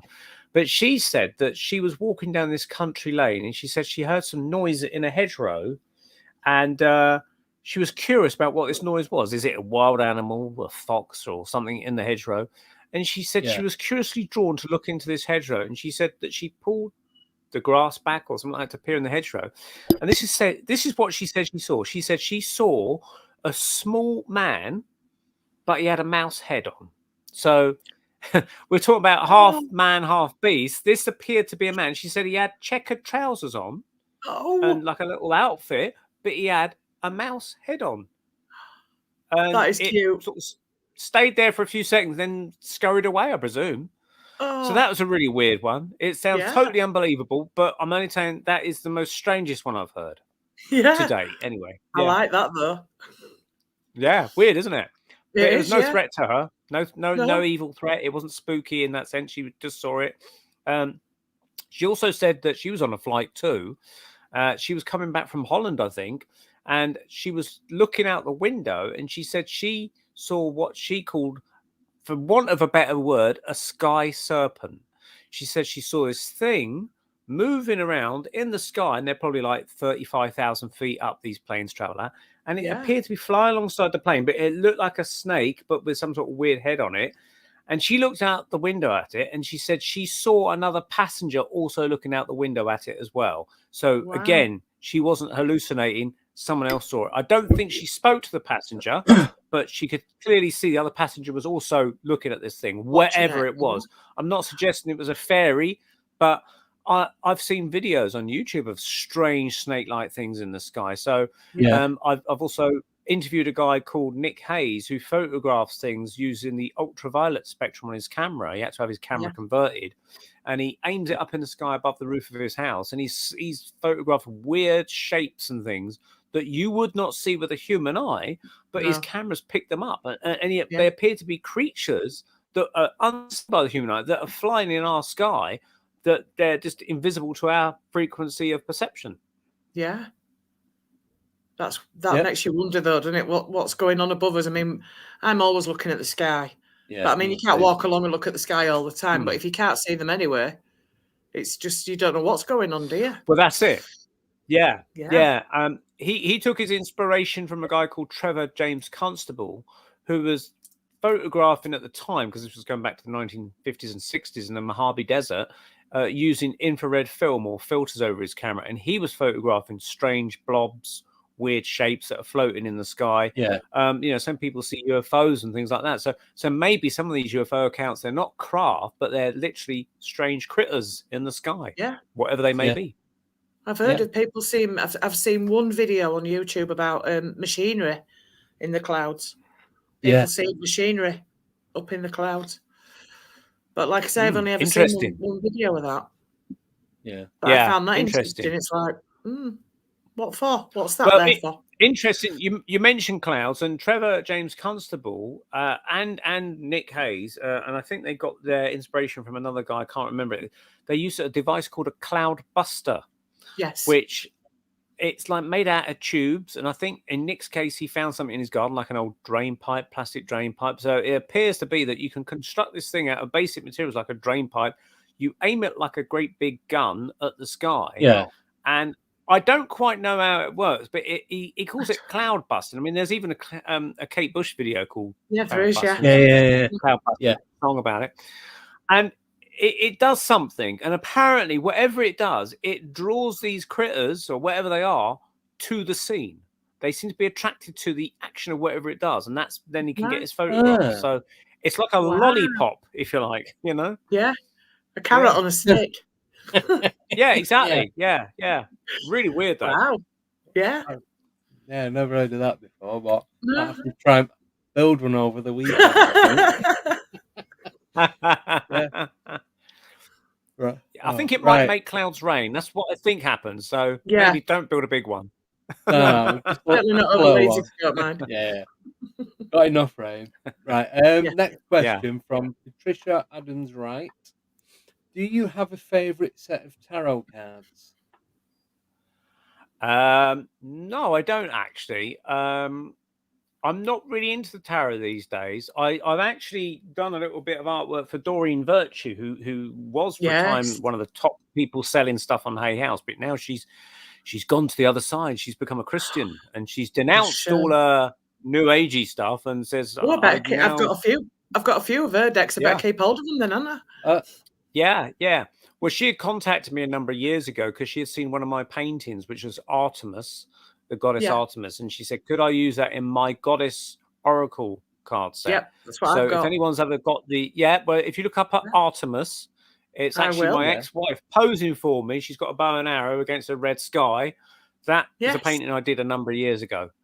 I did it for an organization called the Children of Artemis, which is a witchcraft and Wicca organization. That's how that came about. But she had seen it on the internet and basically contacted me and says, could I use this picture? And I got paid for it. So I suppose, in a sense, I have a fondness for those tarot cards, if you like, or oracle cards, because I did the work on it. But other people have come up to me and looked at my artwork and said, "Oh, have you ever thought of doing a tarot card pack?" And I considered it briefly, but I did meet an artist a number of years ago, a lot of work, who spent something like 5 years of their life trying to produce all this artwork. And I looked at it, and the original painting started off great, but as the work went on, the quality got worse and worse because they're trying to hurry it up and they're rushing through it.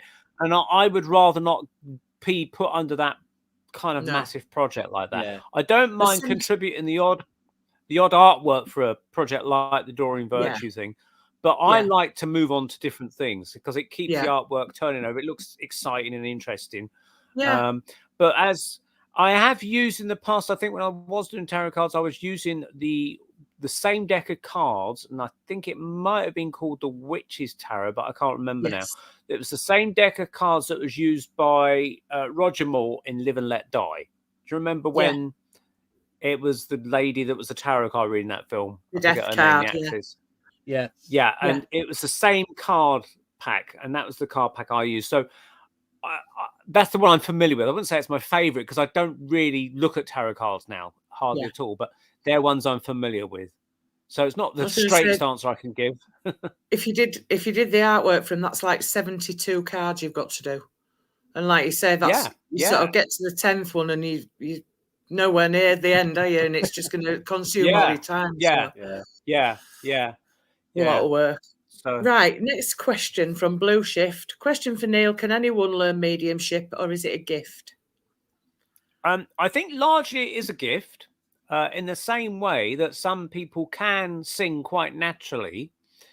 But we've all got vocal cords, so that means you can sing. You can sing to a certain extent. You know, you can be taught how to sing, but I would say that you wouldn't be as naturally as good as, say, the person that's naturally good at singing. They've just got that knack. And it's like drawing. I can draw and paint, and I can teach other people how to do certain techniques and things, and they can get results from it. But somehow I've just got that natural ability that I was born with, that I seem to know how to do it, or had the ability to do it naturally. So, I think that you can naturally be a medium.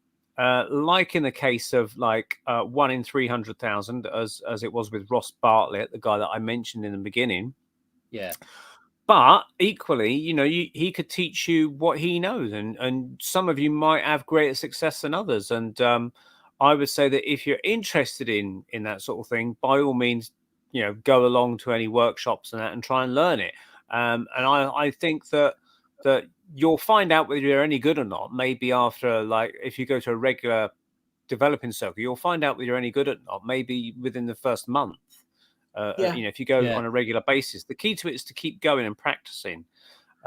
Some people naturally see ghosts and spirits all the time. I never see any spirit or ghost, which is weird, but I do feel them around, and I've just got that ability to feel them. I can see their thoughts or feel their thoughts. I can feel them come into me sometimes. But I just can't see them. Clairsentient, I think. Yeah, there's the different clairs. There's clairaudience, which is the hearing. Clairvoyance, voyance like voyeurism, is to see or watch. So that's where you see the pictures. Clairsentience is where you can feel things. There's another one, I forget what it is, but it was where you smell things. I mean, a lot of memes will kind of have all of these different abilities, these senses. I've smelt beer in a reading, and it turned out the guy I was doing a reading for, the guy that had passed on, he was quite an avid drinker. And so he was bringing that smell of beer through to me. I was absolutely convinced that there was a barbecue going on in the garden next door, because I can smell beer so strongly. And they said, well, no, the windows are shut and there's no barbecue next door. But I thought, where's that smell of beer coming from? And they said, no, it's you picking it up. I doubted that it was, clairsentience or whatever it was, but I really did think I was smelling beer. But it turned out the guy that I was bringing back was an avid drinker. And he was also showing me these cowboy boots that he used to wear.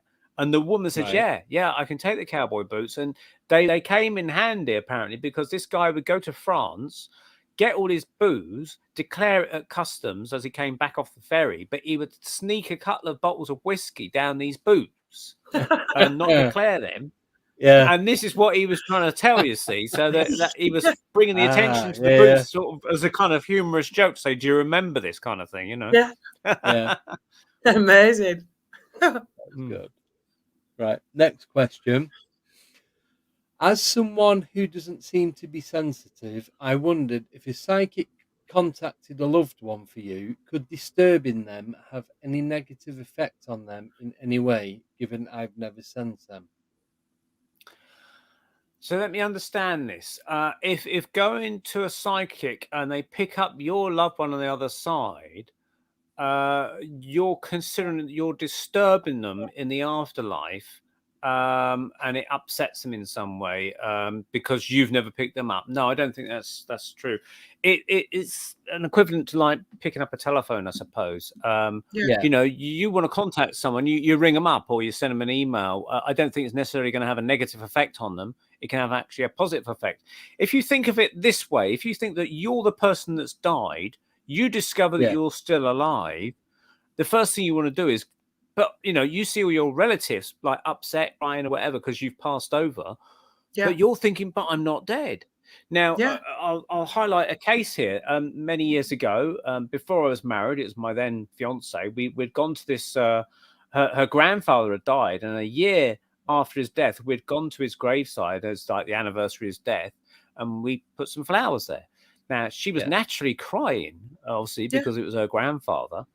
And she was upset. And then we got back in the car and she had a bottle of water and she drank the water. And, you know, she stopped crying after that and she was okay. But about a week later, we went to a medium in a spiritualist church, and we were sitting at the back. But this medium just pointed us out. And he said, you there with the long brown hair, which was my ex-wife. He said, I've got your grandfather here, and he wants to tell you that he's not in the ground. This is what you said. He's not in the ground. Don't think of him in the ground. He said, you had a little cry, but he said, and after that, he said, you had a drink of water, and then you felt a lot better, didn't you? And it's exactly as it happened, you know. And again, cold reading, no way was this cold reading. But what he was trying to stress was that he had got the opportunity to say, don't think of him as that corpse in the ground. Think of him as alive, because he was. And he was trying to stress that in the reading. And so that when you pass over, you're in a similar kind of scenario, is that you know you're alive on the other side. The first thing you want to do is go and cheer your relatives up and say, I'm alive, I'm fine, I'm okay. Don't worry but about you can't always get through to you can't always get through to them.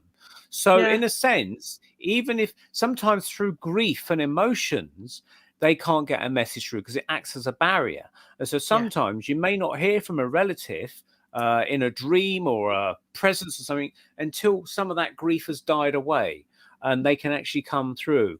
I mean, it's been known that people have actually come through mediums literally within hours of dying, and they've reported, you know, that they're okay and things. But most commonly, people won't return maybe till a few months after, because remember, after they've passed, they've got to settle down in their world, wherever they've gone. They've got to get used to how things work over there. They don't have this sudden absolute super ability to go, I can go and contact you, you, and you. They've got to learn the ropes. And remember, the guy I mentioned at the beginning that had to have the Native American bring him back through the airing cupboard. That was probably a year later or something, or 6 months later, I think I said, you know, and he was using someone to come and bring him back. So the wife wasn't sure how to make contact. She wasn't even sure that she was making contact, but it was coming to her. She didn't go seeking a medium. It was actually coming to her, which is interesting. So I think that you're not disturbing them if if you get a reading from a medium, they bring back, you know, your loved one and they give you information. You're not disturbing them. Remember, a lot of people think that you shouldn't raise the dead or you're disturbing the dead. They think that there's this false belief that they're asleep somewhere, and like it's an old Christian that you're asleep in the ground until Judgment Day and you're risen up, but you're not asleep. You know, I'm not saying they don't sleep. They actually do have naps over there, from what I've read. They do have the little afternoon nap, like we all do. Some more than others. It's true. And it's true because a lot of mediums have reported that when so-and-so passed over, you know, they might have actually died in their sleep on this side, but then they wake up on that side. So technically they're still asleep to wake up, if you see what I mean. So they do sleep, you see, over there. But they Yeah. still do have the little afternoon naps. I say afternoon naps in quotes because that's the way we kind of view it. But there's no night or day over there or something. I understand. But No. so don't worry about disturbing them. They're not in the ground. They're not asleep in the way that you're being told by the Christian churches or whatever. Yeah. They're actually alive and well, and they're just on a different sense of reality, a different channel of perception. That's all. Yes. That's all. So you're not Excellent. disturbing them at all. In fact, I think they'd be quite pleased to hear from you. Yeah, definitely. Excellent. Paul Tucker's asking, do you see sparks, auras before or after seeing spirits? I used to when I was younger, pre-teen, and as I've got older, I tend to only see a person in my dreams, which are rare with it now, not in reality. Interesting question. Thanks for that, Paul. As I mentioned, I don't see anything at all. I don't see spirits or anything like that myself. But I know people that have. I've got a very good friend called Philip Kinsella. He's a medium. Yes. And he made a pact with a friend that was dying. I think I forget what his name was. Yeah, he made a pact with his friend that was dying of cancer. He was only 20 years old. And he said, would you come back to me? Yes. And because this guy read one of Philip's manuscripts, he understood where Philip was coming from. He goes, well, how shall I come back? And he says, well, I don't know. So this guy, he said, Gareth, I think his name was. He said, I'll come back like in Star Trek. I'll beam down, if you like. I'll try to anyway. So anyway, Philip had come home one night and it was winter and he had gone in the kitchen and they had the conservatory there. And he said that he suddenly saw, and this was dark. Obviously, it was the darkness of the winter that made it happen, I think. He suddenly saw someone through, he thought it was an intruder in the garden. Yeah. And he said that he saw this man. And he thought, who's that out there? How could they get in? The gate's locked and everything. There's an intruder. But he realised when he looked at it, he had a baseball cap on, the shirt. He realised it was his deceased friend, Gareth. Yeah. And his friend kind of had a smile on his face to say, yeah, it's me. Then he just vanished, but with all these sparks, with the kind of weird sparks. Right. And these sparks have been seen by other people. There's a guy that I met who said that he come home one day. And again, he thought he had an intruder in his hallway. He opened the door. His family was with him. And he saw a man stand there. So instinctively, he put his hand up saying, stay there. But then he suddenly saw these sparks round this man. And the man just faded away. Now, he thought, bloody hell, I've seen a spirit or something. Now, it turned out that this guy did this Ouija board session professionally. And a week later, when clients came to go on this spirit board, the spirit that came through said, I am sorry that I scared you, Andy, but I wanted to check you out to see what you like before I came through this. So he had appeared to this guy, and that's what he saw. He saw the sparks and everything. So it seems to be some sort of byproduct of not all spirits. I can't say it's, it's a thing across but a general rule of thumb is that sometimes you might see an aurora or these sparks bouncing off the spirits. It's almost as if they're kind of interacting with our reality in some way, shape, or form, and it's a byproduct of their manifestation. These sparks or something, right? Don't know what it is exactly, but it's some sort of energy. Some sort of energy. Something. There's something going on there. Yeah. Right. Next question is from last week's guest, Mr. Professor Tim Brennan. Have you had any really dark experiences with the paranormal? Interesting question. Thank you for that, Tim. No, I haven't. I mean, we talked about Ouija boards just then. I actually went with this guy called Andy to use the Ouija board professionally and his friend. And, Ouija boards always have this negative connotation. But I can only say I had a really, really great experience. My mum came through clear as anything. It was like I was getting texts from the spirit world. And I truly believed it to be my mum. People say, oh, it's spirits masquerading and things like that. It's all these people that say this, especially Christians, saying, oh, I know you think you're doing good and things like that, but it's always spirits masquerading these things. So you say, well, okay, talk from your experience. When was the last time you went to a seance? Tell me. And they never have.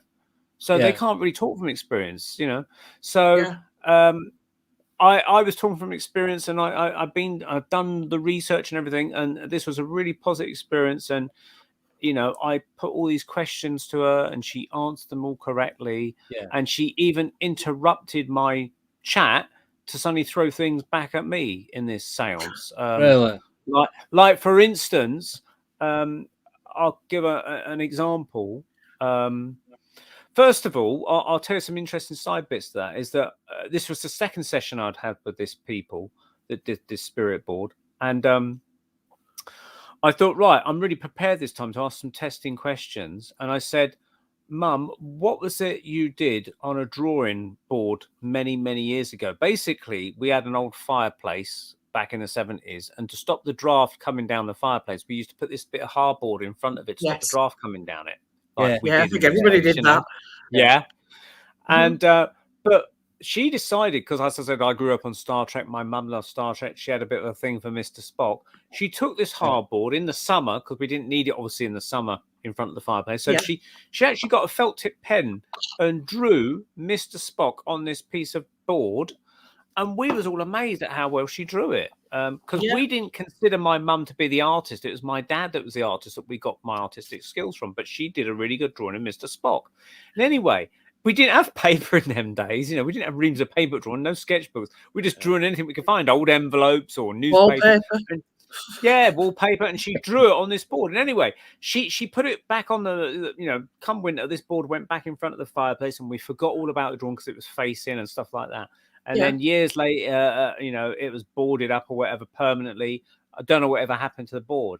But I always remembered this Star Trek Mr. Spock on there. So I said through, you know, when I was at this session, Mum, who was it you drew on this board?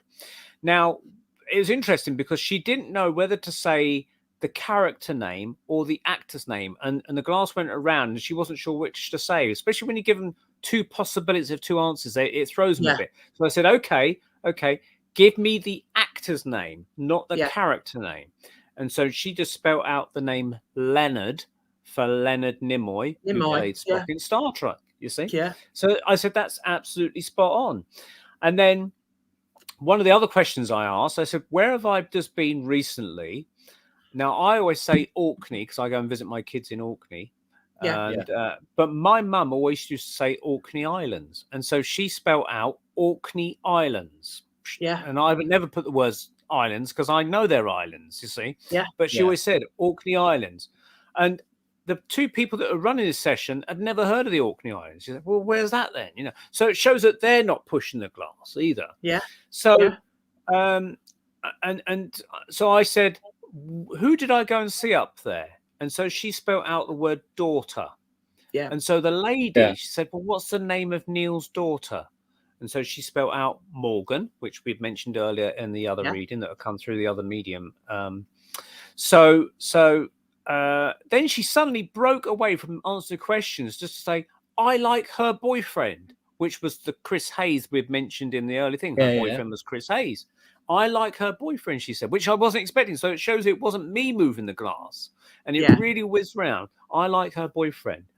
And so that reminded me of an interesting, funny scenario, which I said, oh, yes. And I said, when you first met him, you got his name wrong, didn't you?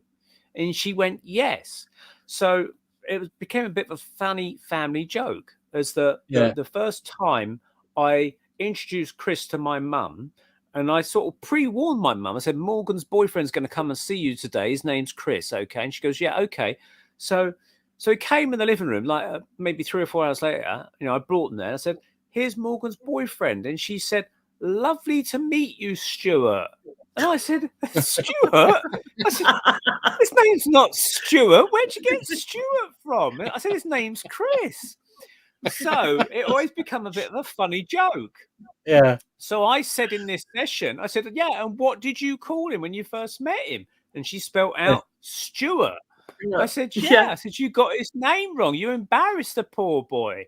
And then she wrote back, and this was typical of the things she would say physically. She wrote back, was funny. And she always say that, that was funny. Yeah. So she had a sense of humor. It was absolutely a personality coming through, and everything was coming through. It was like texting, getting a text message from the spirit world. So in answer to the question, no, I've never met anything dark or demonic or evil or whatever. I'm not saying it doesn't exist, but it's like in my own earthly life, I've never met anyone so evil. For instance, I know, in prison, there's murderers like Peter Sutcliffe or Dennis Nielsen and Myra Hindley. They're probably what we classify as evil people. So I'm not denying that those people don't exist. I've just never personally met them. And so in this sort of contact with the spirit world, I think that 90% of the time you're going to be in contact with your loved ones, I think. I think that's actually answered Joe's comment question there. I'd like to know if there's an afterlife. I think I can actually confidently say, Joe, there is an afterlife, and I don't want to say there is one afterlife, but I think there's many afterlives. In the same way, using an analogy, we've got many countries of the world. You go to different countries and find different facets of life, different way people do things, different environments, different trees and things like that. That in the spirit world, and it says this in the Bible, but I'm not an actual Bible thumper person like that. But he said, Jesus said, "In my Father's kingdom there are many mansions," and spiritualists interpret that to say there's many worlds. And scientists actually talk of saying there's, depending on which scientist you listen to, of course, but there's scientists that say there's 11 dimensions beyond this one. So if you took that scenario, you could say, well, maybe those dimensions, or in some of the dimensions, there are the spirit world. But from my reading of the spirit world, there's different regions or different levels of the spirit world, and there's a place that they call the lower earth, the lower realms, for people that could be like the evil people that they go to when they die, because that's their level of evolution, if you like. But for the average person, we go to what they regard as the summer lands, and it's continually summer, which comes to an interesting point that I discuss in my book, is that many people that come from the spirit world and describe the conditions over there, they don't remember seeing a sun. And yet it always seems to be bright over there, but there's never a sun there, which is interesting. And then it makes me wonder, if there's no sun, would that mean there's no shadows? Because a sun casts the shadows from its direction of where it is. If you think of a sundial works principally on the idea of a shadow moving from the sun, does that also mean then that those people that are stealing that guy's shadow in the first part of the talk, they come from the spirit world or somewhere that doesn't have shadows? And so this is why they want to get shadows to put in their shadow box or whatever they want, you know? Like, connecting the dots a little bit. Just hypothetically speaking, I don't know. But just an interesting point to discuss. Right, next question from Loki. What do you think of other forms of divination, e.g., crystal balls, pendulums, tea leaves, etc.? I would imagine tea leaves are a dying art now because we've all got tea bags. But a friend of mine, I used to call him Mystic Matt because he was quite into doing readings. He actually used to do, when you could smoke in pubs and had ashtrays in there, he used to do what we call fag butt readings. I know that the Americans think fag means gay, but in Britain, fags was the old word that we used to use for cigarettes. It was, So he used to do what he termed as fag butt readings. And basically, he used to give everyone cigarettes, swizz them around an ashtray, tip the ashtray out onto the table, and then mess around with them and do a reading. Now, there was nothing magical to do with these cigarette butts. And it's in the same way that some guy, say, in Africa, might get a load of bones or something and throw them on the ground and do a reading from them. There's nothing magical in them. I think it's actually the more of the psychic intuition of the person. And I mentioned earlier that when I was doing tarot card readings, I think they do reach into your subconscious somehow, but it's your subconscious giving you those hunches, those thoughts, those ideas to then relate to the person. But they become a springboard. And in my case, it acts as a springboard into mediumship. I found that I started to receive messages from the afterlife as I was doing the reading, and even going into trance on some occasions. So, like a pendulum, we mentioned a pendulum in the question. That is a way of accessing the subconscious mind. You hold it, and I think it's the slight movement of your hand subconsciously will swing the pendulum. It's almost like acts as an antenna. It amplifies your own body movements to be read clearly, So, you learn to sort of say, oh, that's a yes, and a swing that way is a no, and you can ask it questions. And I've read it's a good way of accessing your subconscious mind to kind of get maybe questions not necessarily questions of the universe, but perhaps more questions about yourself, health and stuff like that, perhaps. Yeah. Space Cadet Lot is asking, has Neil ever had an out-of-body experience? Not frequently. I'm not a journeys out the body person. There was a guy called Robert Monroe who wrote a book called Journeys Out the Body, who actually discovered that he could actually go out of his body after listening to. He was actually trying to teach himself languages by recording languages on tape and listening to them. Yeah. Somehow it triggered him to go out of his body, and he learned to sort of go with it, if you like, and he learned to kind of control it.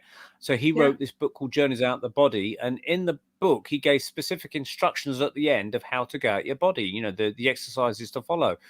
But he said, once you've learned this, you can't unlearn it. It's like opening Pandora's box. You'll always happen to you. And my friend who told me about the book, he read it and he learned the instructions, and he said, I wish I didn't learn it. He says, I keep going out my body now. He said that he went out of his body right up high above the earth. He saw it as a round earth. I'm not talking flat earth here. He saw it as a round earth. For those that want to question it, he saw it as a round earth. He went right up to space, then came back down again. Now, I've had sensations where I've laid on the bed and I actually sort of felt myself kind of drifting a little bit. So I thought, oh, am I just hovering above my body maybe? So I kind of gave myself a mental suggestion saying, I will go to Steve, who I just said was the guy that lent me the book of Journeys Out the Body. I want to go to Steve. Now, I suddenly found myself going through woodlands and grass and fields and things like that. And I felt I was rushing through, and I thought, well, this isn't the way to Steve's. So somehow I stopped it. But then I kind of thought about it afterwards. I thought, well, hang on a minute. The way I normally go to Steve's is in my car and I drive down the roads. But when you're at the body, you don't need a car. You don't need to go through the roads. You just go as the crow fly. So it made perfect sense to go through woods and things like that. So maybe I was, and I've had dreams where I've also, in the dream, you can fly. But I was trying to show someone that I could fly in the dream, but I couldn't fly above these cables that were actually attached to the house in the dream. Now, in the book Journeys Out the Body, they got Robert Monroe to do an experiment where they put him in a Faraday cage and said, can you get out of this Faraday cage out of your body? And a Faraday cage, when you switch it on, it generates an electrical field around it. And he found that he could not get out of the Faraday cage because they wanted him to go and like read a message on something down the corridor or something. And he just couldn't get out of it. And I actually wondered in the dream that perhaps I was having an out-of-body experience and I couldn't get above these electrical cables that were powering the house. And in actual reality, there was these overhead cables. You thought they were like telephone wires, but when I examined them later on closer examining, I realized, because it was in the countryside setting, these were actual power lines going to the house overhead. And so I wondered if I actually was trying to fly above the house, but I couldn't get above the house simply because this power line was acting like a Faraday cage, you see. Yeah. And it makes you wonder, because they say that's like a cord that's the connection between you and your spirit. So maybe you can't go through the electricity because it'll cut the cord, possibly. Well, that brings me to an interesting story that happened. I was telling these stories to someone on their 50th birthday party. We all gathered around a campfire, and I told some of these stories. And this girl piped up and she said, well, look, I don't normally talk about this stuff, but I'll tell you as you're listening. She goes, and I believe it to be true because I know the doctor that it happened to. She says, I'm a nurse and I work in a hospital, and I think it's somewhere on the South Coast. And she said that on this particular hospital floor was all these really ill patients on their like beds and things, and all like life support machines and alarms and heart monitors and things like that. And she said that when someone flatlines, i.e. they're technically dying, according to the machine anyway, it automatically somehow pages the doctors on the next floor below. And so the doctors, rather than get in the lift and wait for the lift doors to shut and go slowly up, they find it quicker to run up 2 flights of stairs to there, and they can be there within seconds. And as they were running up these flight of stairs, I don't know if they were above the floor or below it, but anyway, they passed this girl that was a patient on the stairs, and she was sitting on the stairs in a hospital gown, but she was crouched over, and she was going, I'm in pain, my stomach hurts, my stomach hurts. And they said, what are you doing here? And all she kept saying was, my stomach hurts. And they said, well, look, stay here. We won't help you. We've got to go and help another patient, on the next floor. But we'll send someone to help you, okay? And she didn't say any more. They ran upstairs. And when they went to go to the person that they had to try and revive on the hospital bed that had died, they saw it as the actual same girl that had passed on the stairwell. Yeah. And because they went back down there and she was no longer there. And so I told my mum this story, and she goes, but why would that girl be in pain then? If she's gone out of her body and died, why would she be in pain? So I said, I said, think of it like this. The doctors could see her, so she was still partly in this reality.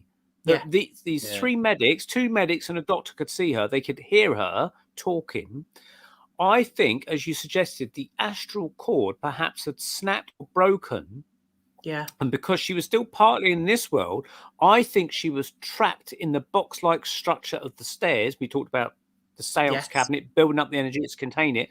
I think her energy has partially, temporarily trapped in this stairwell. That's why it floated there or something. And so therefore she was still feeling earthly sensations of pain. And so that's why I think the astral cord had broken, and to her it was sore or in pain. Yeah. And maybe once she'd gone off into the spirit world, those earthly pains had died away. That's what I think, but I can't prove it, of course. But I thought it was a very interesting story that these doctors had seen this girl as a spirit. And it's not the first time, I understand, that doctors have seen spirits in hospitals. Because if you think about it, people going around graveyards looking for spirits, you don't really find them there. I think you find them more in hospitals because that's where people are dying. Yeah, exactly. Yeah. The first point of contact. Yep. Yeah. Yep. 2 more quick questions, if that's okay. Absolutely, no problem. This one's from Joe. So you believe in afterlife? Afterlife, death? Life Neil? after death. Oh, how about if you're death. cremated? Does it make a difference? None at all, Joe. None at all. Absolutely none at all.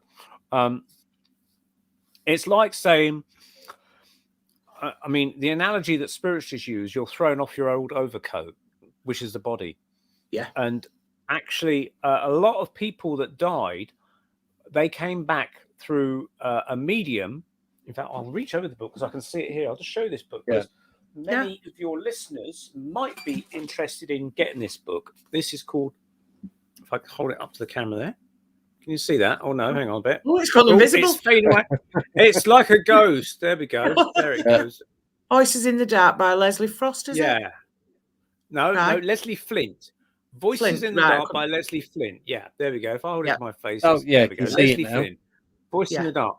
Now, he was a trance medium, and he used to produce voice phenomena. So he never actually had mental mediumship as such.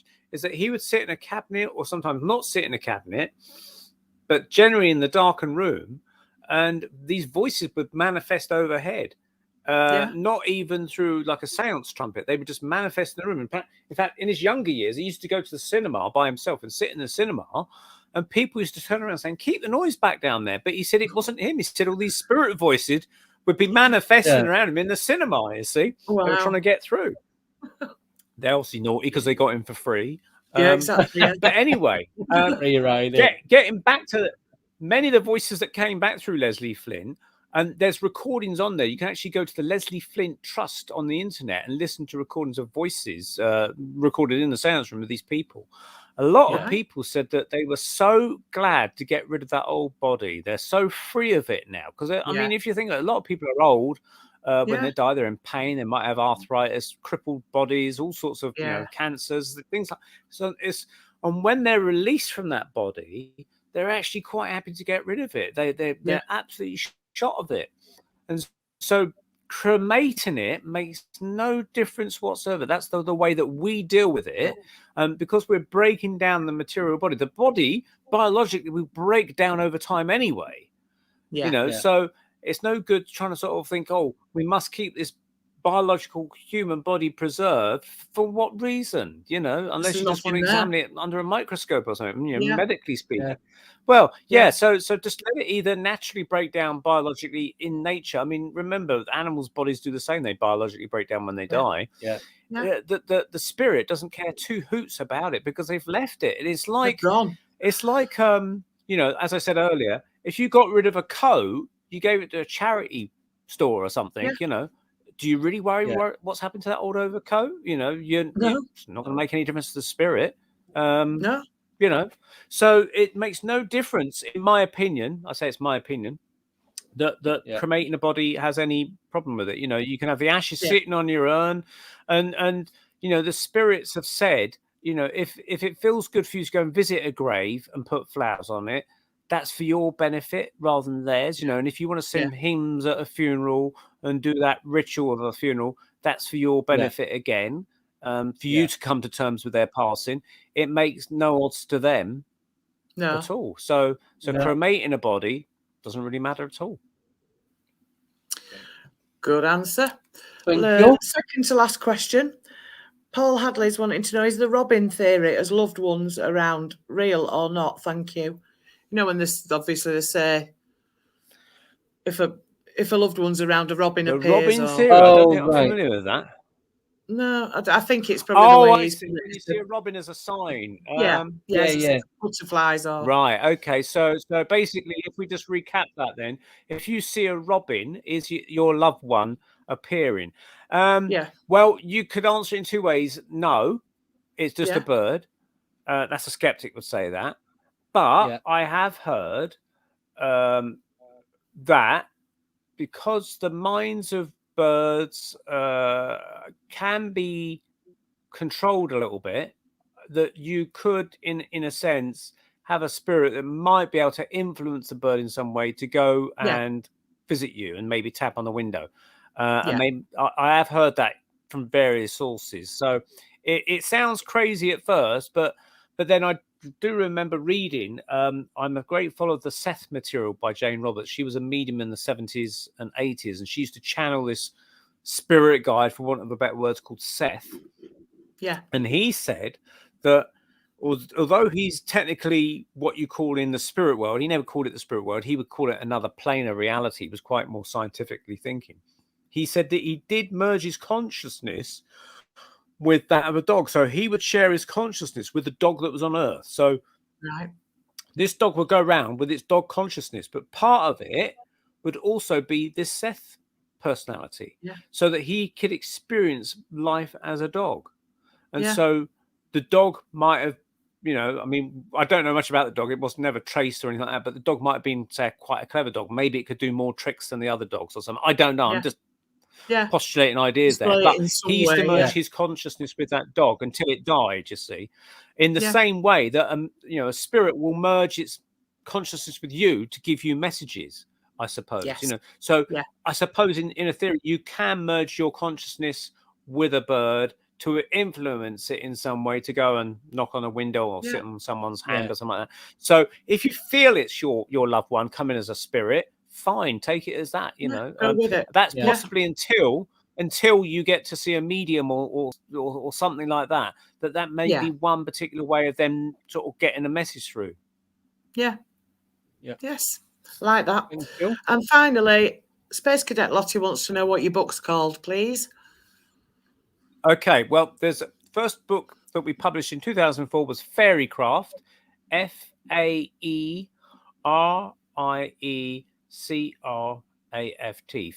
Criecraft. Fairycraft.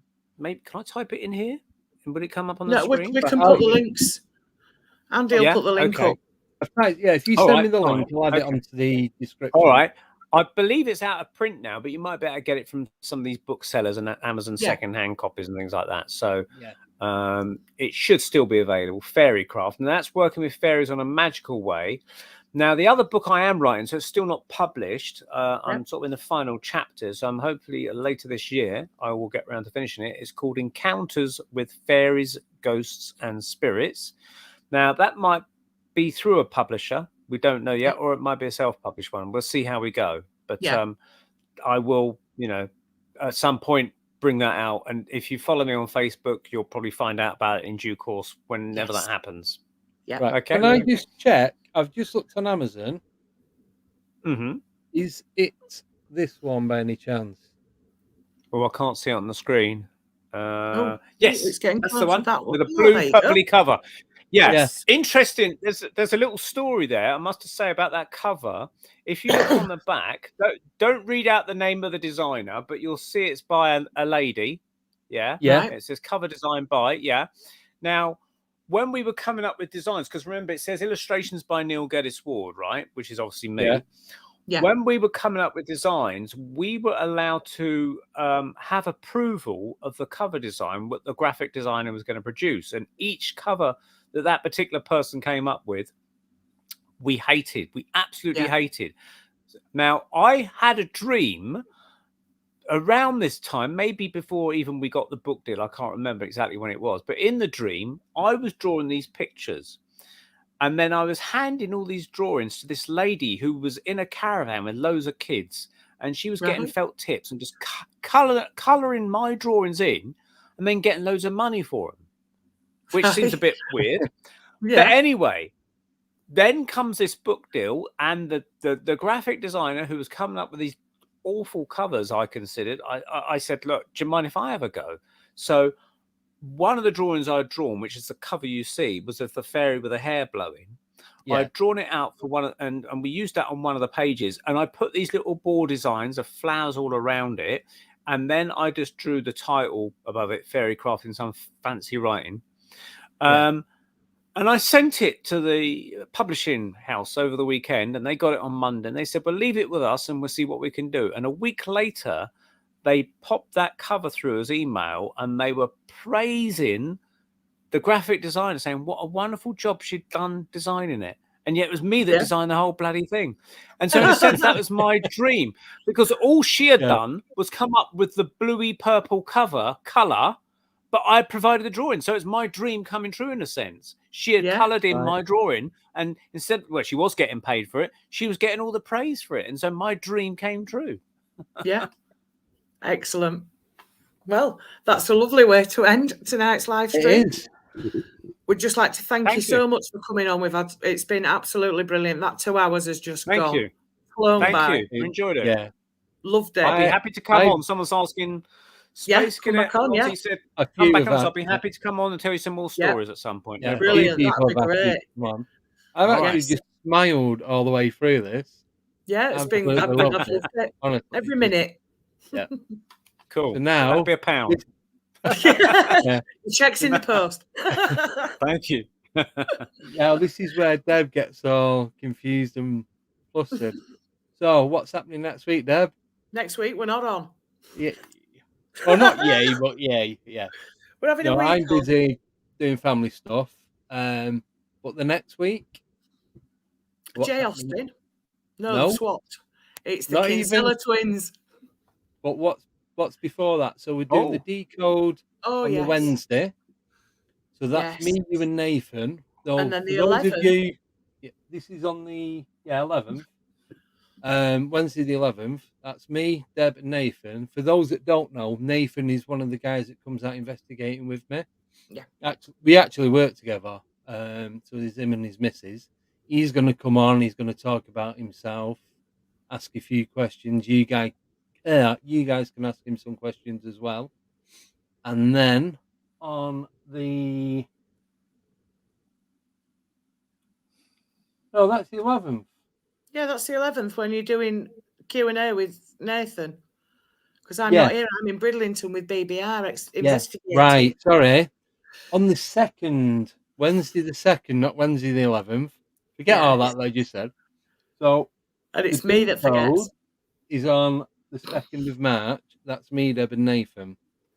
So we'll just be chatting about what we've got, what's happened, and us going out investigating in the next... Well, we're going to start investigating in April. Yes. So we're going to be doing a lot of talking about that and the equipment that we're using to go out and do it. Then on the 11th... I'm not here. Deborah's not here, so it's just going to be me and Nathan. So that's going to be a Q&A. Ask anything you want, and more to Nathan than me, I think. And then the week after that is... Do you know? No. Kinsella twins? No, J. Austin. Oh, I don't know now. I No, looked in my diary earlier and you've mucked it all up now. I've mucked everything up tonight. So, Mr. Post-it note. for the second, no, I've got a whiteboard now. It doesn't even That's work. even worse. So, Walks past it and rubs it all off. forget the 11 for the second time. So the second is a D code. The fourth is Philip and Ronald Kinsella. Yes. The 11th is when Debs is away, and that's not going to be here me and Nathan. Yes. So nothing next week. The week after, the D code, and then the Kinsella twins. Yes. And then we'll go from there. Nice time the Kinsella twins. Yeah. Oh yeah. But Philip's We've already had been Philip on one. Yeah. We've had Philip on, but we're having a pair of them on together. I still have that story to tell him about that thing in Milton Keynes. Yeah. Yeah, I've still not done that. Yeah, well, there you go. Yeah. I'm going to send you a fairy story, Neil. Please do. I'll be interested to see it. My own personal fairy story. Excellent. Ooh. Thank you. Yes. Yeah. So, And that's us done. Yeah. So Decode, the Kinsella twins. Debs isn't here, so it's me and Nathan. Then Stephen Myers, the guy who wrote the books on how the pyramids were built. Yes. And he's got other stuff on there as well. And then the week after that, the 25th, is Jay Austen. Yes. And then the next one is going to be the 1st of April. And hopefully that's going to be our first investigation. Yeah. So fingers crossed it all goes well. Oh, got there in the end. Only messed it up 3 times. Yeah. Don't worry about it. No. Right. So massive thank you. Sorry, go on. I was going to say, can I say, if anyone wants to see some of those stories again, I don't know if you're going to put this out on the internet or whatever, but they can also go to my YouTube channel, Neil Pill, Neilpeel, the Paranormal Peep Show. And there they can find episodes of the Paranormal Peep Show, which is Andy and myself interviewing guests like you're doing here. They might find those of interest, but also there's also presentations that I've done, like at Truth Seekers Northeast, where I've recorded myself doing the same sorts of talks and things like that. And if they want to re-watch some of them and see other stuff, feel free to have a look. Brilliant. Excellent. Oh, yes. Yeah, if you send me the link, I'll add them in the description. Yeah. Absolutely. Any links you want to share, just send them to Andy. Yeah. I'll put them on as soon as you send them. It'll take me 2 minutes. Yep. So massive thank you. Yeah, massive thank you for Neil coming on tonight. It's been an absolute pleasure. Thank you to everyone in the chat. And thank you to Joe for modding. Yeah. And we'll see you on whenever. Week on Wednesday. Friday, for God's sake. Week on Wednesday. Yeah, that's it. Week on Wednesday. 2nd, 4th, and the 11th. Yeah. Yeah. We'll see you then. See you all then, and good night. Have a good weekend. Yes. See you all later.